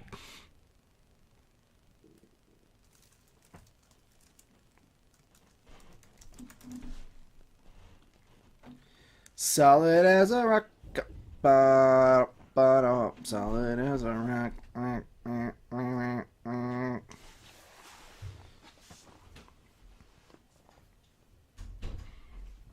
I got the 1-2 punch, dude. Do you? Yeah, I really do. The one I feel like is like obvious. I'm We'll not going to see. say it yet. I'm going to let you go I'm going off first. the promotional image of Booker DeWitt. Okay. He looks just like a certain person. I wonder if we're going to agree on it. It's probably where my mind went. Okay, we'll find out. Hold on a sec. First, I must drink. Don't think. Drink. How much have you seen of the new Bill Nye show on Netflix? Like Nectar of the Gods. 7 episodes, I think. They're short. They're half hour, so I watch them at the gym. I watch them at home. It's a great show. And if you have any stubborn people in your life who are super right-wing and don't believe in climate change and things like that, have them watch it. Because he breaks it down in an irrefutable way. He's a really smart guy. All right, let's move on. Casting call for Bioshock Infinite. Let's go. Let's go. Who do you got? All right, so first up, we are going to cast Booker DeWitt. But first, you need to see this image. And this is the one I was going off of. And when I saw it, I was like, oh my God, it's obvious. Well, first of all, I should say that I think there's a strong possibility that Troy Baker could play the part. That's true. All right, so this is what I was looking at. This is the image you looked at? This is the one. I didn't look at any, but this is the one that I always think of when I think of the game. Right. Let me put it up big so everybody can see real quick. This image of him is everywhere. I think it's the slow motion. Here we go. I think it's the cover of the game, actually. All right, so who does that look like to you? Troy Baker. No. It does. That is Jaime Lannister. Oh, yeah, that does look like a lot like Jaime Lannister. That is fucking Jaime Lannister. That's not who I would pick at all. He looks just like him. Yeah, but you got to think of like the actor too. Why does Jaime Lannister just not because he fit just that role? Because it's Jaime fucking Lannister. Jaime Lannister's not a leading man. You don't think so? No way. Not a chance. I think he could be. I'm not into it, dude. I'm No? not feeling it at all. All right. Who would play his Elizabeth? Because they have to be like...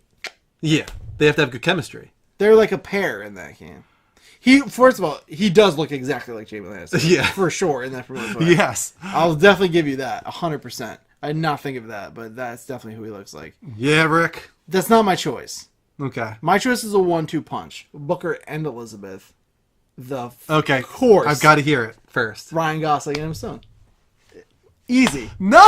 Easy. Why not? No! You're insane, dude. That's fucking perfect. I don't know. How would it not be, dude? Ryan Gosling and Elizabeth. I need to wrap my mind around Ryan Gosling this. and Emma Stone. I need to wrap my Booker mind and around Elizabeth this. is Hold on. like has been predetermined by life. Their careers have been leading to it. It's fucking perfect. You're crazy. Tell you what else. I know Zachary Comstock too to play opposite Ryan Reynolds because it's or not Ryan Reynolds. I'm sorry. Fucking It just Ryan doesn't, Gosling. it doesn't work for me because both times they've been in a film together, it's been a romantic comedy, a romance, and Booker and Elizabeth are not a romance, as we know if you've played the game. That's the exact opposite of what they should be. Yeah, I get it. So for me, we're going with spoilers here. Spoilers for Bioshock Infinite, I guys. mean, give me a break. 5 seconds. It's been well enough time. I feel like it's got to have a little bit of a father-daughter thing going on. Yeah, but it's not that until the final Yes, reveal. but you dude. got to feel it. It's got to be there, Yeah, and but then no, when it hits that's you at the end, whole it's like, point. oh! No way. You're looking at this all wrong. The whole point of that game is because you do feel like they're in love by the end of it. You felt like they were in love? By the end of it, yeah, he will like do anything. There's like such a negative pair. He freaks out anytime anything happens where they go, and like that's the point. They make you believe that they are falling in love, and then at the end you find out. I actually never got that vibe. It's the flip roll. I never got the romance vibe in that game. Play it again. I just played that shit. I do need to play it again because it's been a very long time, and It's that's an fucking awesome game. I'm telling you, dude. My mind went to Mary Elizabeth Winstead. Who's that? Look her up. All right, well, I'll do it. I think she has the look, and she has the strong, like she's strong. You know what I mean? Oh yeah, Greg pitched her as Batgirl. Oh, okay. When we're casting Batgirl. Yeah, she won't be bad. I don't like her as Elizabeth. Okay. She's not like sweet enough. She's too like strong. Okay. I feel like because I did say she would make a good Batgirl for that reason. Actually, I don't know, dude. She's too strong. This is gonna be tough. I'm like pretty fucking sure that Ryan Gosling and Emma Stone would be fucking awesome. Alexandra Daddario as Elizabeth. I know this is going to sound terrible, but she's too hot. Just to finish off, She's too the hot. girl with the bright eyes. And the enormous boobs. Yeah. She Let's wasn't- be honest. she's She's like too hot. I feel like you'd be distracted by her hotness I watching don't the find movie. her as hot, nearly as hot as you do. Really? Yeah, she does not do anything for me. I feel like she's on screen for her hotness. She's got huge boobs and nice eyes, but I don't really find her that attractive personally. She's not my type, I suppose. She's too tough. I feel like I've seen Mary Elizabeth Winstead be sweet before, though. Like, for instance, Sky High. She was very sweet in that before she becomes the villain at the end. Yeah, but I don't know. I'm not feeling it. These are actresses. They can. They can. You're right, but I'm change just, it I'm up a just little telling bit. you, dude. If I'm a casting director, no, I'm not feeling it. You're not.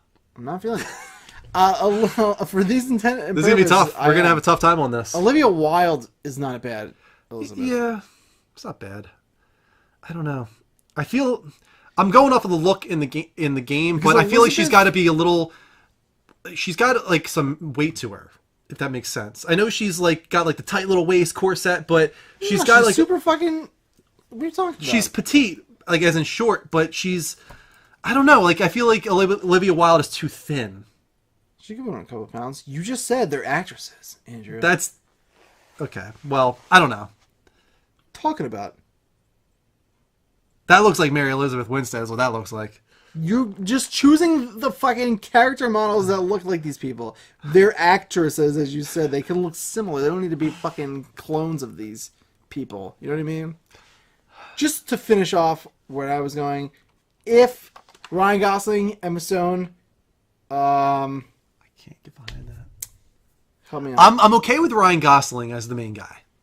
If Ryan Gosling's the main guy, you know. But then for I a don't. fact If that's the case, I so. don't want Emma Stone because then it's going to be, oh, they were La La Land. Oh, they were Crazy Stupid Yeah, Love. that's what makes it so good. It's the best decision ever. You made me fucking lose my Comstock, but it goes as a pair. Your Comstock? I'd have my Comstock, but he's completely different than Ryan Gosling. Fucking lost it. You had a Comstock and you forgot him? Yeah. I'll think of it. George Clooney. George Clooney. Yeah, because Ryan Gosling is George Clooney in a time machine. It's not bad. It's not bad. That was my trio I thought of. I'm open to changing. I'm just saying those are my go-tos. So what do you got for me? I don't think we're going to agree on this one, man. We will agree on it. I'm not like, I'm open to figuring out a neutral. Henry Cavill as Booker is his job. I'm not down with that. I'll tell you what. I'm down as Henry Cavill as a handyman. Rick says, I wish Greg was here. He'd be into this. He would, but he's never played Infinite, so. He's also a failure to us all and didn't show up or say where he was, so. He's not here. I'm okay with Ryan Gosling as Booker. That's solid. You want it. I'm okay with that. You're okay with it, or you want it? I mean, I do think Jamie Lannister would be awesome. I don't think in he that would, role, dude. but Jamie Lannister, I'm telling you, you'll never see him as leading man. He might try, and then he'll never get it again because people are going to be like, he's not leading man. Anthony Hopkins as Comstock is not bad. Jamie Lannister is a really great supporting character. He can't carry it, I don't think. I'm going to say my Comstock. Anthony Hopkins is a good Comstock. If the first thing that popped in my mind, and I'm not sure this is like the best, but it's the first thing that popped in my mind, was Jeff Bridges. That's a good one. I think of his Obadiah Stane, Yeah. and I think he would be a solid villain at the end of that. Yeah. You okay with it? Yep. I'm with you. I'm with you. Jeff Bridges? Jeff Bridges is Comstock. All right, good. All right, so we got our Comstock. Jeff Bridges is Comstock. And I don't think they need to look like Booker because we need to... No, that's a completely different path. They don't look alike. And you want the audience not to No. have that connection. No. You know what I mean?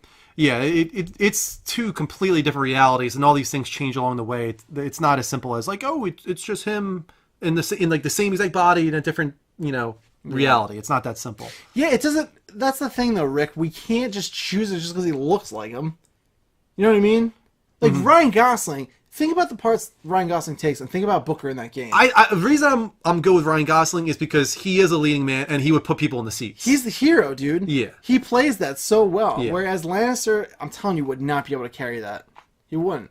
I don't buy him as that at all. Doesn't sell me even a little bit. He does. There's no argument. He looks exactly like that promotional art. But that's it. That's where it ends for me. He just looks like the artwork. So what? All right, so we need our Elizabeth. We need to agree upon that. Technically, there's a girl out in the world That looks a lot like her, too. who's not an actress at all, who they just used her to come in and scan her face and body and stuff as Elizabeth. And then they had a different girl play the I'm talking voice about the actress. girl who did her voice. She looks a little bit like Elizabeth. She and does. She did a fine job. Yeah, she does. But But- there was a totally different girl. We need like a presence of an actress Right. that would actually bring people in. Yeah, there's a totally different girl, a model, and they just brought her in. She's like from Sweden or something like that. Huh. And they just She must have an enormous head. They scanned her. They scanned her face and her body and used her, and then the girl that played her did just the voice. Black Havoc is saying Alexis Bledel for Liz. Who's the Alexis That girl Bledel? doesn't age. I'll say that. And he wants Michael Fassbender as Booker. Michael Fassbender isn't bad. He's definitely a leading man. He can be at least. Oh no way! This girl cannot be in anything ever. Ever? She's the worst. You don't like her? No, I do not like fucking Gilmore Girls, and I do not like this girl. She's in Mad Men. I don't think you've gotten to that point yet. I Though. haven't. Yeah, but she's don't in Mad like Men her for a very little bit. much. Only a couple episodes. That's for the best, I feel. She's so like cute, a little too cute for Liz. Elizabeth needs to have. She's cute, but she's strong. Like you need to have that twist at the end where suddenly she's like super powerful god, and you're like, holy shit, I'm a little freaked out right now. Like you have too much power. You've kind of flipped a switch where you've seen like almighty all of a sudden, And whoever takes on this role needs to go through most of the movie having that cute damsel in distress thing going on, Yeah. and then at the end it's like, holy shit, never mind. Yeah, I feel I'm over. I liked the pair, but I feel like I'm over Emma Stone as Elizabeth. Good. I do kind of like Andrew Garfield as Booker a little bit. I do not. You don't at all? No. Do you have any other Bookers besides Lannister? You didn't come to the table with much else to offer. Okay, Just a bunch of so rejections. otherwise, I could see. Let's see here. I like Andrew Garfield as Booker. Dude. Really? Yeah, he's awesome. No, man. I don't see that at all. I see maybe like a Josh Brolin or What? like I feel like he's got to kind of be like a man's man. Like he's. No. You don't think so? You don't think he's like a man's man? No. He's like tough. No, he's Around the edges? plays like romance songs with his guitar and stuff like that. He's a softie. It doesn't mean he can't like have a romantic side just because he's a man's man. I'm just saying, dude. No, I didn't view him at all like that. Huh. That's interesting. That's how I kind of feel about Booker. So that's why we're coming up with just totally different. Yeah, we're I don't know definitely. who fucking Christina Orozco is, but I'm looking her up and she's not. Who the hell is that? Oh, Christina Ricci, you meant. Oh. I'm like, there is no fucking Christina. Christina Ricci's Orozco. pretty up there now, isn't she? She's like Yeah, she's getting up there. Wednesday. I reject Wednesday Addams. I reject her as Elizabeth. Chris Pratt as Booker. That's pretty good. It's pretty good. But I like Ryan Gosling still. Ryan Gosling has that style Yeah. where it's like it's not the 50s, but like they took that 50s look and like kind of Yeah. out, or like the 40s. I think look. Chris Pratt is a little too associated with comedy for me. I agree.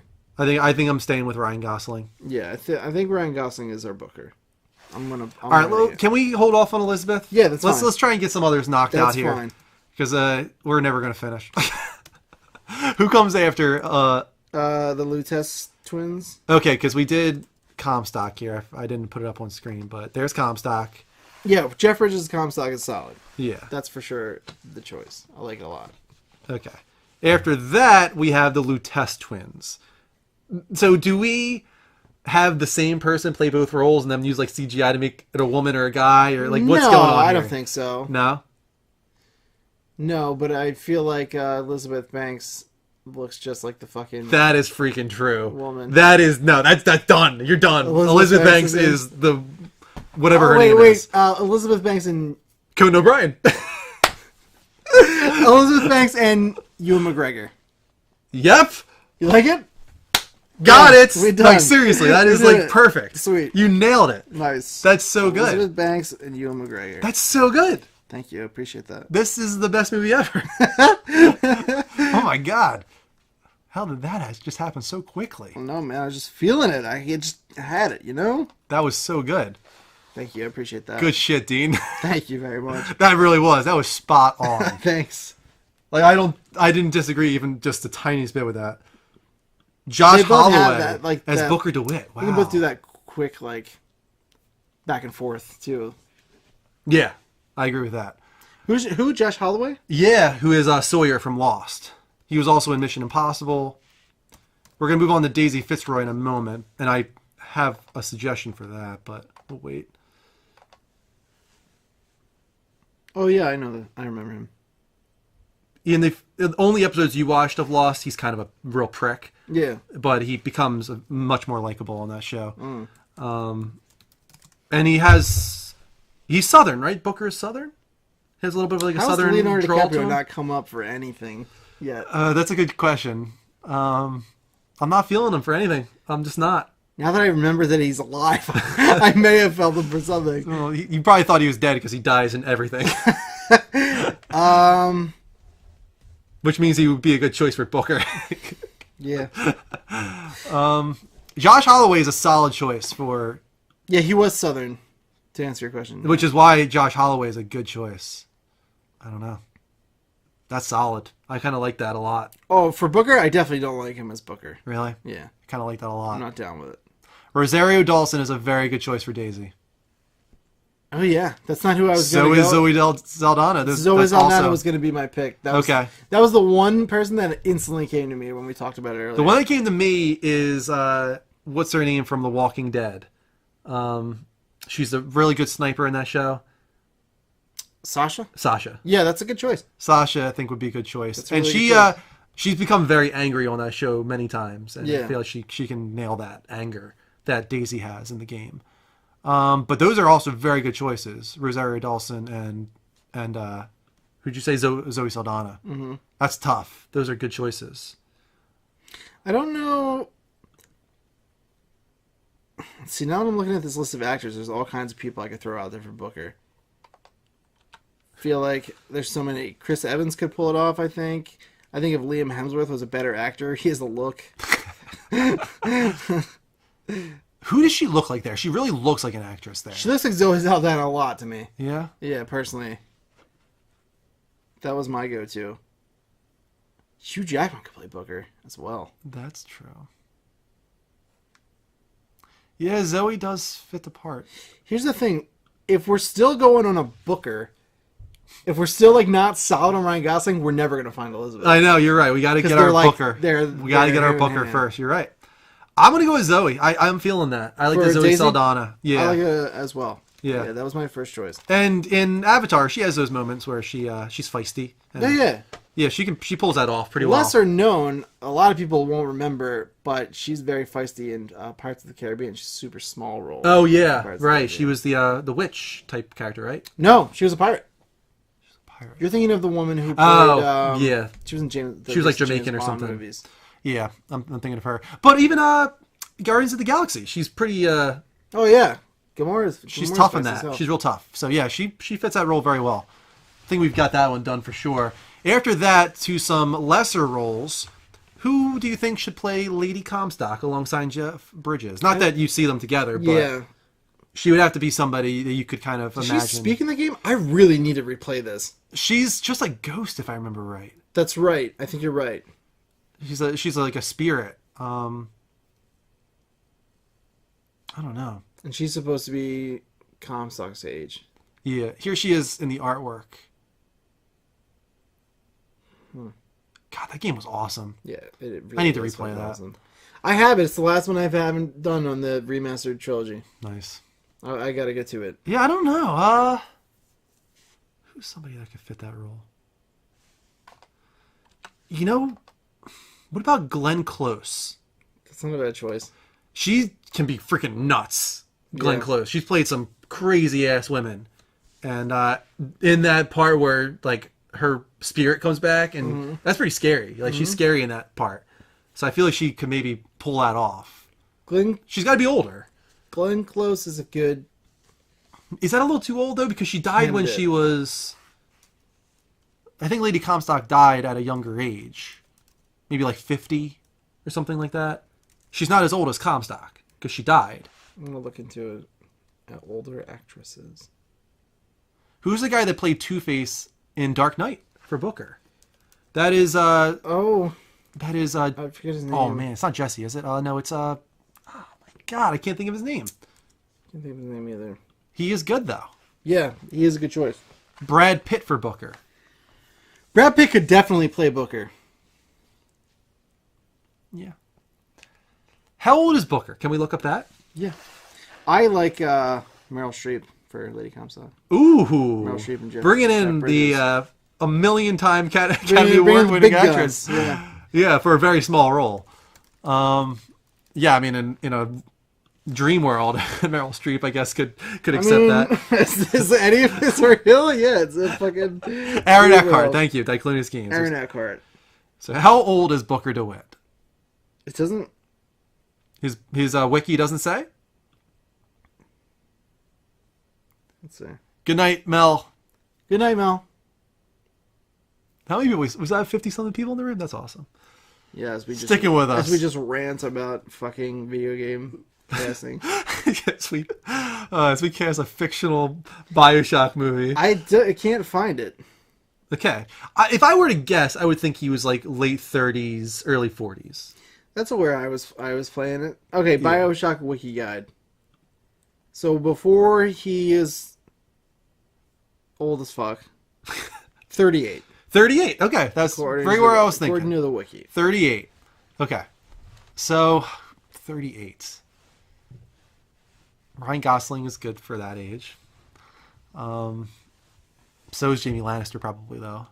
Oh my god, Jessica Lange would be a good one for Lady Comstock as well. Yeah. Who said that? Or did you just come I up with just that? did. That's good. You like good. Jessica Lange? That's real good. We're doing Jessica Lange, Lady Comstock? She can really pull off the nutso. Yeah, for sure. Yeah. Let's do it. Jessica Lange. Yep. Jessica Lange. She's more realistic a grab than Meryl Streep, too. It doesn't matter. That's I not a know, factor of my but we're thinking. trying to treat this as if it's real. I am treating it as this is real. I mean, Someday, someone's going to come to us. Gore Verbinski is going to come to us and be like, guys, we could get her. we're going with what you did. Why not? We could get her, dude. Dame Maggie Smith, says Johnny. Nah. I'm sticking with Mr. Jessica. Porter! We're going with Jessica Lange. Jessica That's Lange. solid. Okay. Of all the suggestions so far, we got Aaron Eckhart, we got Brad Pitt, It's hard, dude. Ryan Gosling, Jamie Lannister. What I don't even know what his real name is. It's a weird name. If it were to be Brad Pitt, no, he's too old. He's too old. Brad Pitt's like 50 something. Yeah. Nah, no Brad Pitt. No, not happening. What about Channing Tatum? No, No good? no. I'm saying he I'm looks gonna like say it. I'm gonna say a hell no to that. What about Bradley Cooper? That's not bad. That's not. Actually, Bradley Cooper just beat out Ryan Gosling for me, bad. That's not bad. personally. That's not bad. I like Bradley Cooper. And I feel like I can get around an Elizabeth to go with Bradley Cooper. Yeah, I feel like more finding easily. Elizabeth with Bradley Cooper is going to be super easy. Jennifer Lawrence. Scarlett Johansson. Scarlett Johansson. In all seriousness, would Jennifer Lawrence be a good pick? Yeah, probably. Let's think about this. Well, are we down with the Coop? Mm-hmm. I like Bradley Cooper as down with the Coop. as Booker. I'm down with the Coop. Done. I'm sorry, Ryan. You gotta go. Ryan's got to go. No, I'm happy with that. I was always a little iffy on Gosling. Yeah, I could see it. feel Bradley like Cooper's the choice. Bradley Cooper is it. See, I told you we would do it, dude. We would get Okay, there so together. who goes with Cooper? Obviously, Jennifer Lawrence does very well. They have great chemistry in Silver Linings Playbook. Yes. But does Jennifer Lawrence fit as Elizabeth? I don't She's know. got the cute thing down. I could see it. I can definitely see it. Trying But I to don't know imagine if her with she's dark my hair. Ideal. I need to see a picture Choice. of Jennifer Lawrence with dark hair. She says she's had dark hair before. I know she has. That's why I need to see She it. had it in one of the what's it called? Hunger Games. Yeah. One of those movies. Yeah. Yeah, I don't know. I don't like Hunger Games that much. Rick says I don't like her. I'm not crazy about it. I could see it, but it's not my favorite. Yeah, it's not perfect. We can do better. We can do better. I like Scarlett Johansson, but I like her for literally anything.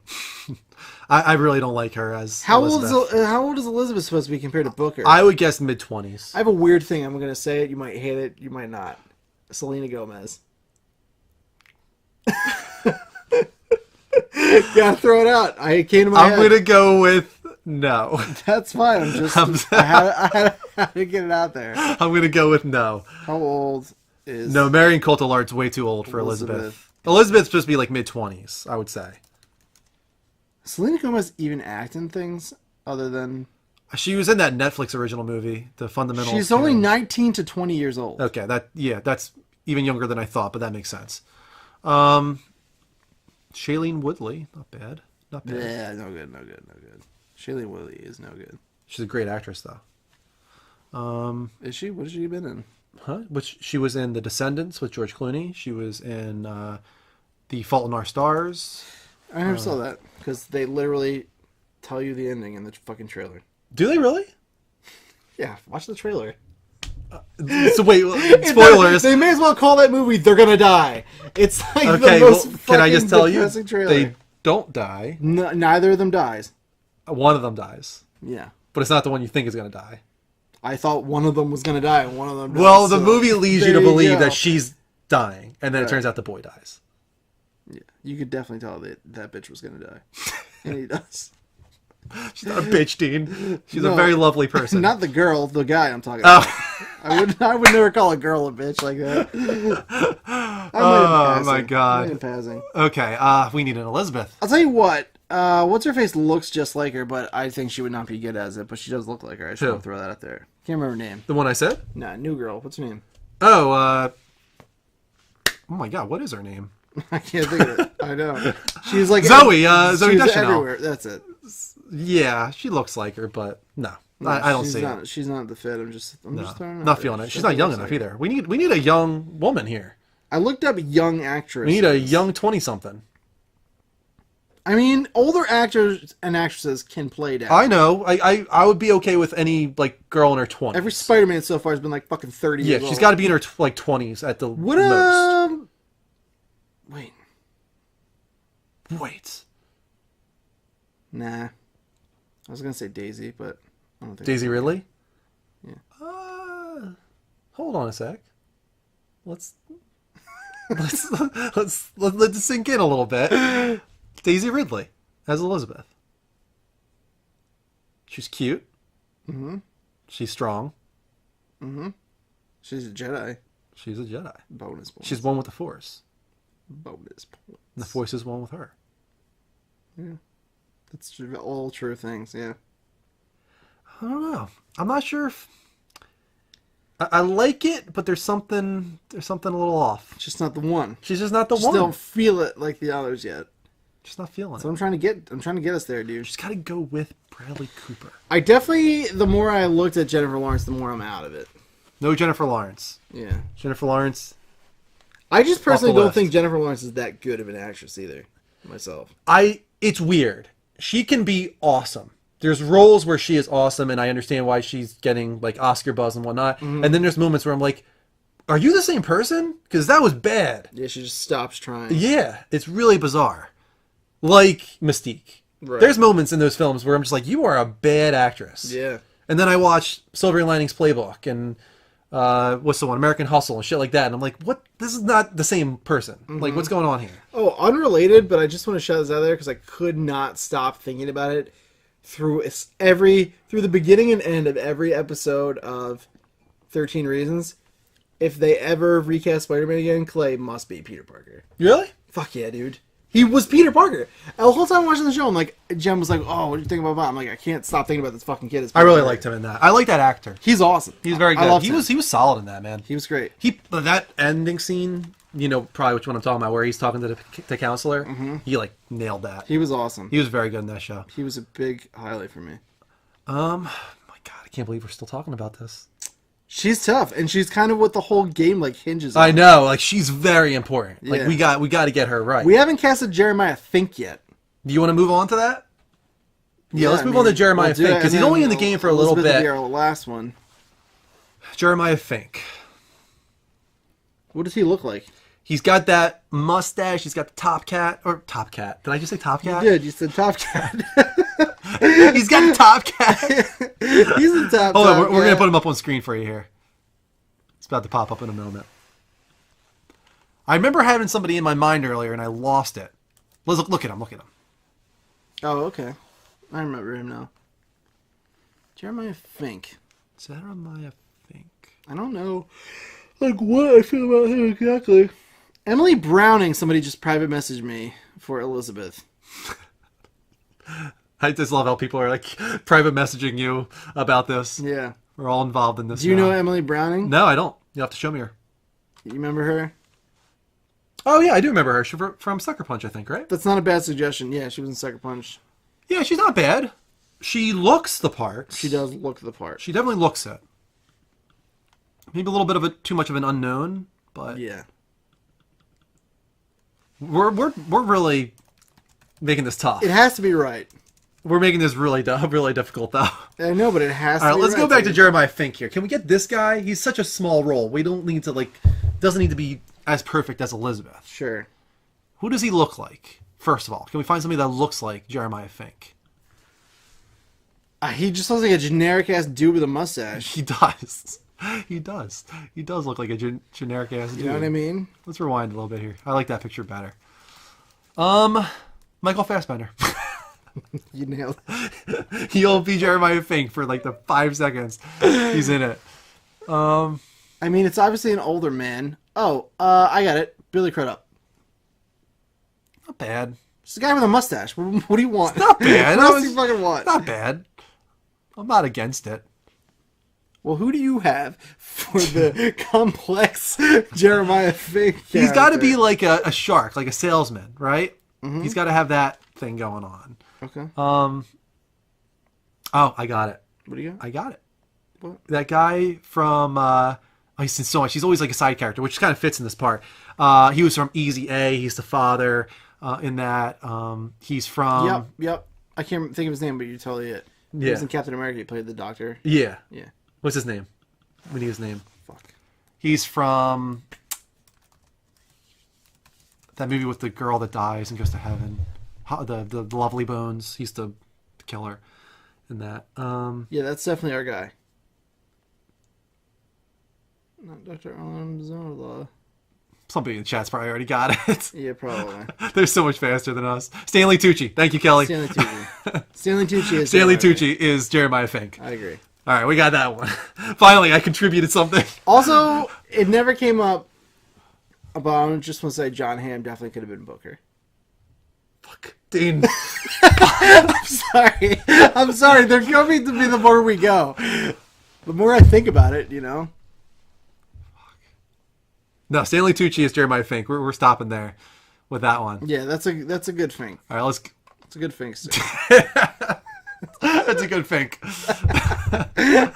right, we're back to Elizabeth. This bitch. No, I think Bradley. we can't figure her out. I think She's Bradley upsetting me. Cooper is the appropriate look and build and age. I'm going with Bradley Cooper. But if for some reason we didn't go Bradley Cooper, I think John Hamm would have been my next. Okay. John Hamm is a good one. Troy Baker as Booker. Ashley Johnson as Elizabeth. Yeah, I mean, Done. there you go.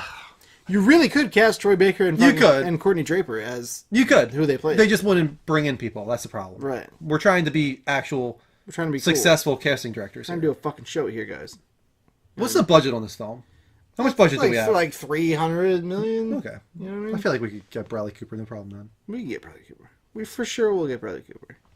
This isn't going to be like one of the video game movies. It's going to be like a big movie. I have to say, thank God Greg isn't here. Yeah, This would take I would agree. a million years. Yeah, it sure would. She reminds me of a younger Angelina Jolie. Yeah, look-wise, younger Angelina Jolie fits, yeah. Yeah. Look-wise. Look what? I don't think Angelina Jolie fits personality-wise. No, I don't at all. Courtney Cox, that's a deep cut. Courtney Cox sucks. You guys are crazy. Are you high, Guitar Freak?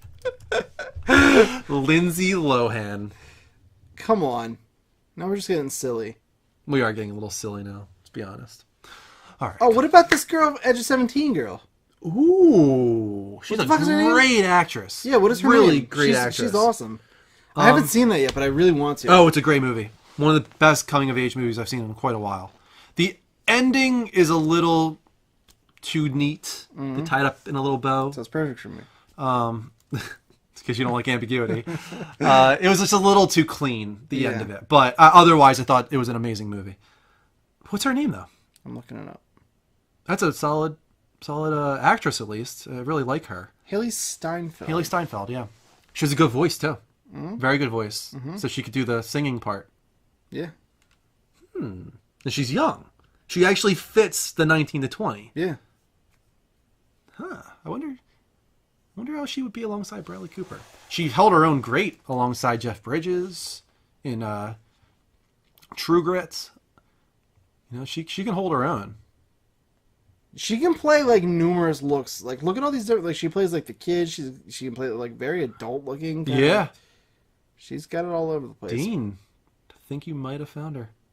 She's definitely on my short list. I think you might have found her. You know. She's top of my list right now.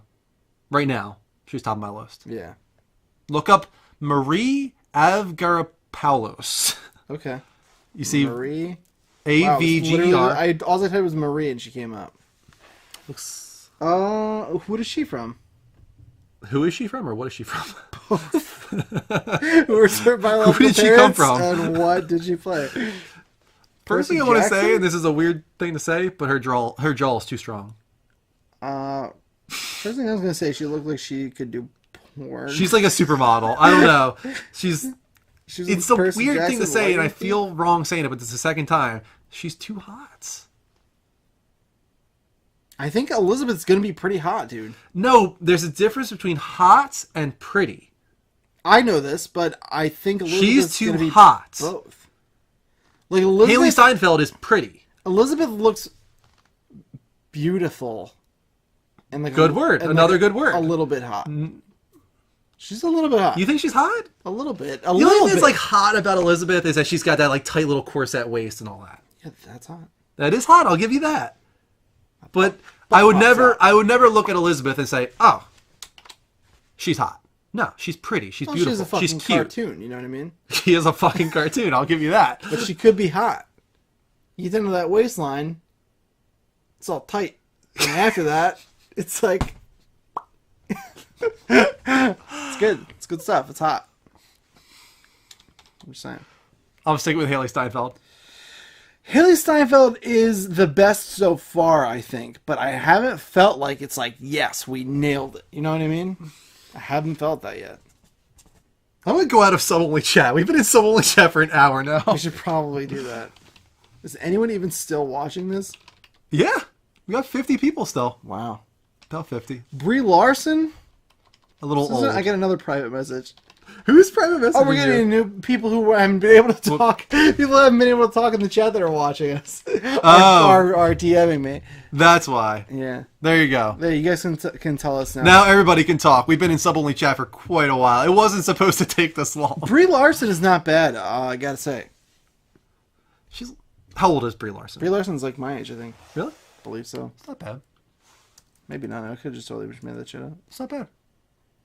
Great She's actress. exactly my age. Almost to the date. October 1st, 1989. Sounds like should have married her. Thanks, man. Fuck you. I mean, obviously, you guys are close in age. That's what's important. She was born, what, 8 days after me? That's crazy. Damn, and she's going to be Captain Marvel, and I'm fucking sitting down here with you. That's some bullshit. Isn't that the worst? That's some bullshit. That's when I see like Taylor Swift and that she's like 24. I'm like, yeah, that's fucked up. get out of here. She's about to be a Marvel superhero, and I'm fucking trying to cast Elizabeth Bioshock. Brie Larson is definitely better for bringing people in. Hannah from 13 Reasons Why. Not bad. That's pretty good. That is pretty good. She was excellent in that show. That was her first big role ever. I'm also... That's a sensitive subject. I'm a little bit biased to Hannah right now because I'm feeling a lot of things for her still. It sounds like you might have connected with that show a little bit.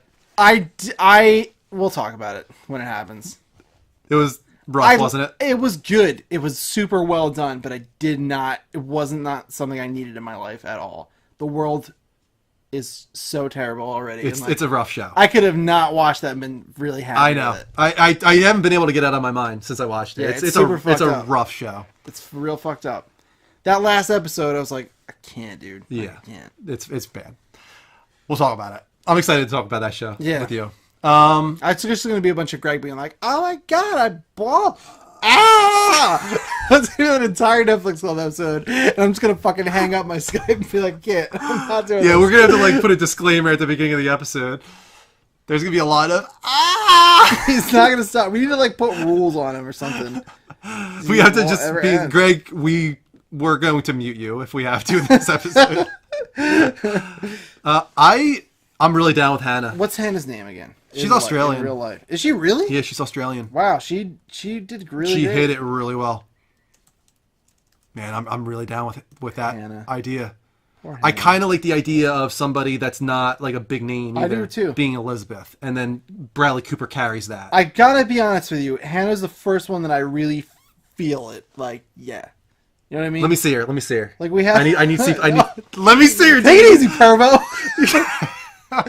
Yeah, man. Oh my god. Yeah, Hannah's Elizabeth, dude. No problem. Catherine Langford. Dude, who said that? New Dove's Order. You New nailed Dove's it. Order nailed it. He nailed was it, the man. one he was waiting for directed sub-only it. chat to leave, Yeah. and then he came and he blew our minds. Catherine Langford is the fucking choice. 100%. Man. How old is she? She's 20 or something like that. She's very young. She was born in 96. Yeah, so she's 21. That's perfect. She's perfect. It's done. It's perfect. I mean, that's Elizabeth. That is Elizabeth That's right there. She's both looks. And she's beautiful. Elizabeth- She's not hot. She's a little bit. She's a little bit hot. It finally makes sense. We did it, dude. I agree. She is beautiful and a little bit hot. Because Elizabeth also, doesn't she cut her hair to that length at some point in this game? In the game, she cuts her hair, yeah. It's fucking fate, dude. Oh my god. That's perfect. Catherine Langford and Bradley Cooper? Come on! That's fucking awesome. Bradley Cooper and Catherine Langford Yeah. and Booker Elizabeth. New Dove's Order, no worries, man. We understand. Not everybody has the money. Yeah, that's cool, dude. If anybody ever wants to use their Twitch Prime, that's for free, if you guys don't know. If you have Amazon Prime, you can link it with Twitch Prime, Yes. and you can sub for free. As you do. You have a crown, but maybe you might have subbed to He might have somebody subbed to somebody else, else. yeah. It's all good, dude. Yeah. We just appreciate you watching at the end of Yeah, the really appreciate it, man. Thank you for the follow, and I for assume, your then. ballin'-ass suggestion for Catherine Langford. Because that was the moneymaker. Oh, Johnny sent me his custom welcome message. Yeah, he sent it to me and asked me if that was okay, and I was like, you might have to ask Andrew, that might be too long, I don't really know. The man, the myth, the legend, the original co-viewer turned Johnny mod, P? a master in his own head. Wow, that's lengthy It's as fuck. Johnny P. Did you send me all that? Oh yeah, he definitely sent me No, that that's whole not too thing. long. That's fine. Then do it. I will do it tonight. All right. Do we have our cast? I Yeah. think it's done. My Twitch Prime is, so I'm going to change it. Oh, it's all good, dude. Don't Oh, sweat. yeah. No worries, man. Don't worry Oh, about it's that. Joe Dubs. I've seen Joe Dubs in here before. Oh, okay. Yeah. Makes sense. New dubs order. That does make sense. Dean, announce the cast. Done. To Bioshock Infinite. Booker DeWitt, played by Bradley Cooper. I'm in. Like Flynn. Elizabeth, Catherine Langford. Hold on a sec. Our camera's like stuttering right now. Let me refresh.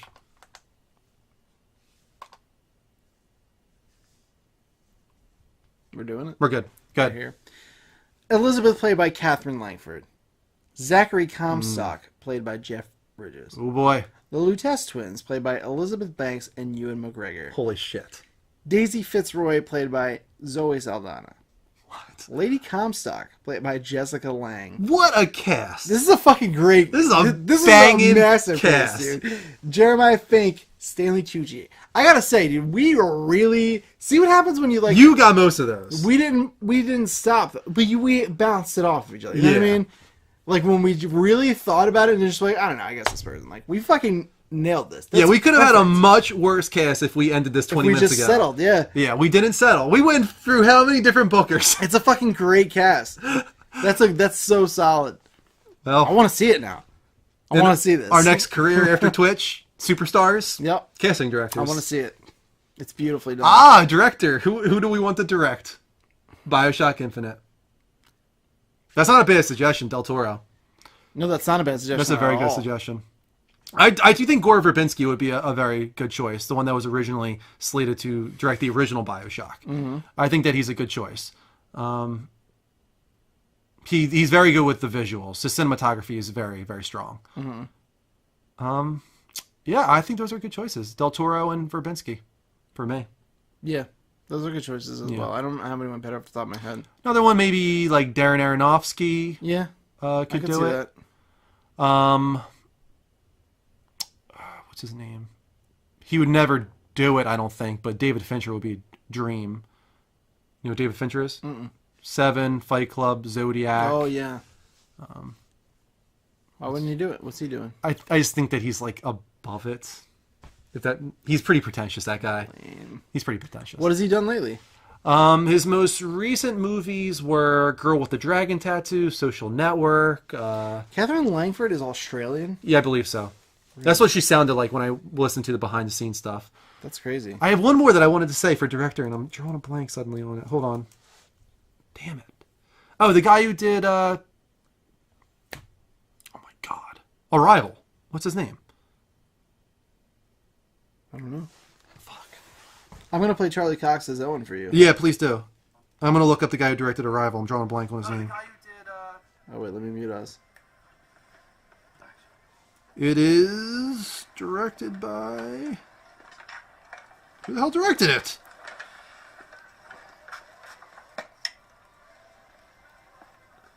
Come on, Charlie Cox, speak. What's your name again? Owen Slater. I'm here, sir, because I read the papers. Right? You got it, man. Come on, dude. I'm good with it. I'm good with it. No complaints. That's a good show. Hold on, I gotta see who this director is. Holy shit, dude. What the fuck? Who did Dennis Villeneuve. Who did Arrival? Is that what you said? Arrival, yeah. It's Dennis Villeneuve. I can't say his name, but he's a really good director. Yeah, I agree. Prisoners, Arrival, and one other one too that I'm drawing a blank on. Cesario. Very good director. So he's another good choice. And I think we're done. Yeah. Did we have any other events that we need to acknowledge? Let's see. Nope. Dragon Con 9 was the last thing. We did our wheel spin for him. I owe you $5. Oh no, you're good. You're good. We're straight. Don't worry about it. Hopefully Greg's okay. Yeah. Don't want to joke about it. Just I in don't. case. We always say that, and then he's always fine. Yeah, he's always fine. Yeah. So hopefully that trend continues. Yeah. And I think that's going to be it for us tonight, guys. Thank you so much. This was a fun night. This was a fun night. Thank you for all the support. Yeah, we got a lot of support tonight. A lot of really strong support. A lot of follows, a lot of tips, many subs. We're up to 59. We have increased one since our last highest. Our previous highest was 58, so now we're at 59. And hopefully we can get to 60 soon. And we really should try and figure out a giveaway for that or something. We'll figure it out this week. We'll figure that shit out. Let's see. Thank you to Kelly for a few tips tonight. Guitar Freak, Johnny, Baz.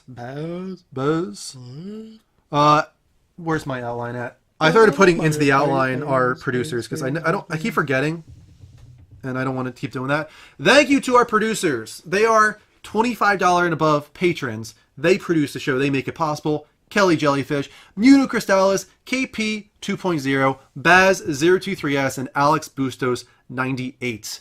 Thank you so much. We appreciate you guys so much. We also appreciate all of our patrons, all of our subs, all of our followers, anybody who supports us by even just watching us. We love you guys. We do. You make this happen. It's true. I will be on tomorrow night, continuing with Horizon. Power Up, I believe, is on tomorrow, of course, as always. I don't know. Find out. I wrote one. I can tell you that. I'm on Monday nights and Tuesday nights. Kristen will be on Wednesday night with Ori and the Blind Forest once again. Dean on Thursdays with his game stream. Back on Fridays. I'll continue doing a Discord night on Fridays. Saturdays is our only day off, and then we're here Sundays with the Level Up show, of course, every week. Aw, Kelly. Oh, don't forget Discord, guys. Yes. Joey and Kelly are doing an amazing job with our Discord and building a community there. Anybody is welcome. There are exclusive rooms. Thank you. There are exclusive rooms for subs and patrons, but there are many rooms that include everybody. So just go to the link provided in that Discord there, and you can join us. Chat with us. It's really fun. It's a nice app. You can do question of the week on there now. You can make suggestions for level up and power up and lights up, and it's a great place to keep everything together. And we post all of our way. stuff there as well, so you can find anything right there. Yeah. Otherwise, of course, Patreon is the best way to support us. Patreon.com/levelupnetwork with a monthly donation. You can tip us individually each time at thelevelupnetwork.com/tipjar. Our store is at thelevelupnetwork.com/store. You should check us out on YouTube for archives at youtube.com/thelevelupnetwork, as well as exclusive shows like Power Up, like video blogs, anything else that we do. And Twitter, of course, if you want to keep track of what we do. We always keep you updated on our Twitter at the Level Up Network. Level spelled LVL. Lovely. And that is going to be it for us tonight, guys. Thank you so much for watching, as always. We'll catch you throughout the week with gaming talk shows and game streams. Nice. Until next time, take care. And as always, don't forget to slap that tickle hand. Slash that tickle hand. And stick around, guys. I will post a raid in the chat. Don't go anywhere. The raid will happen.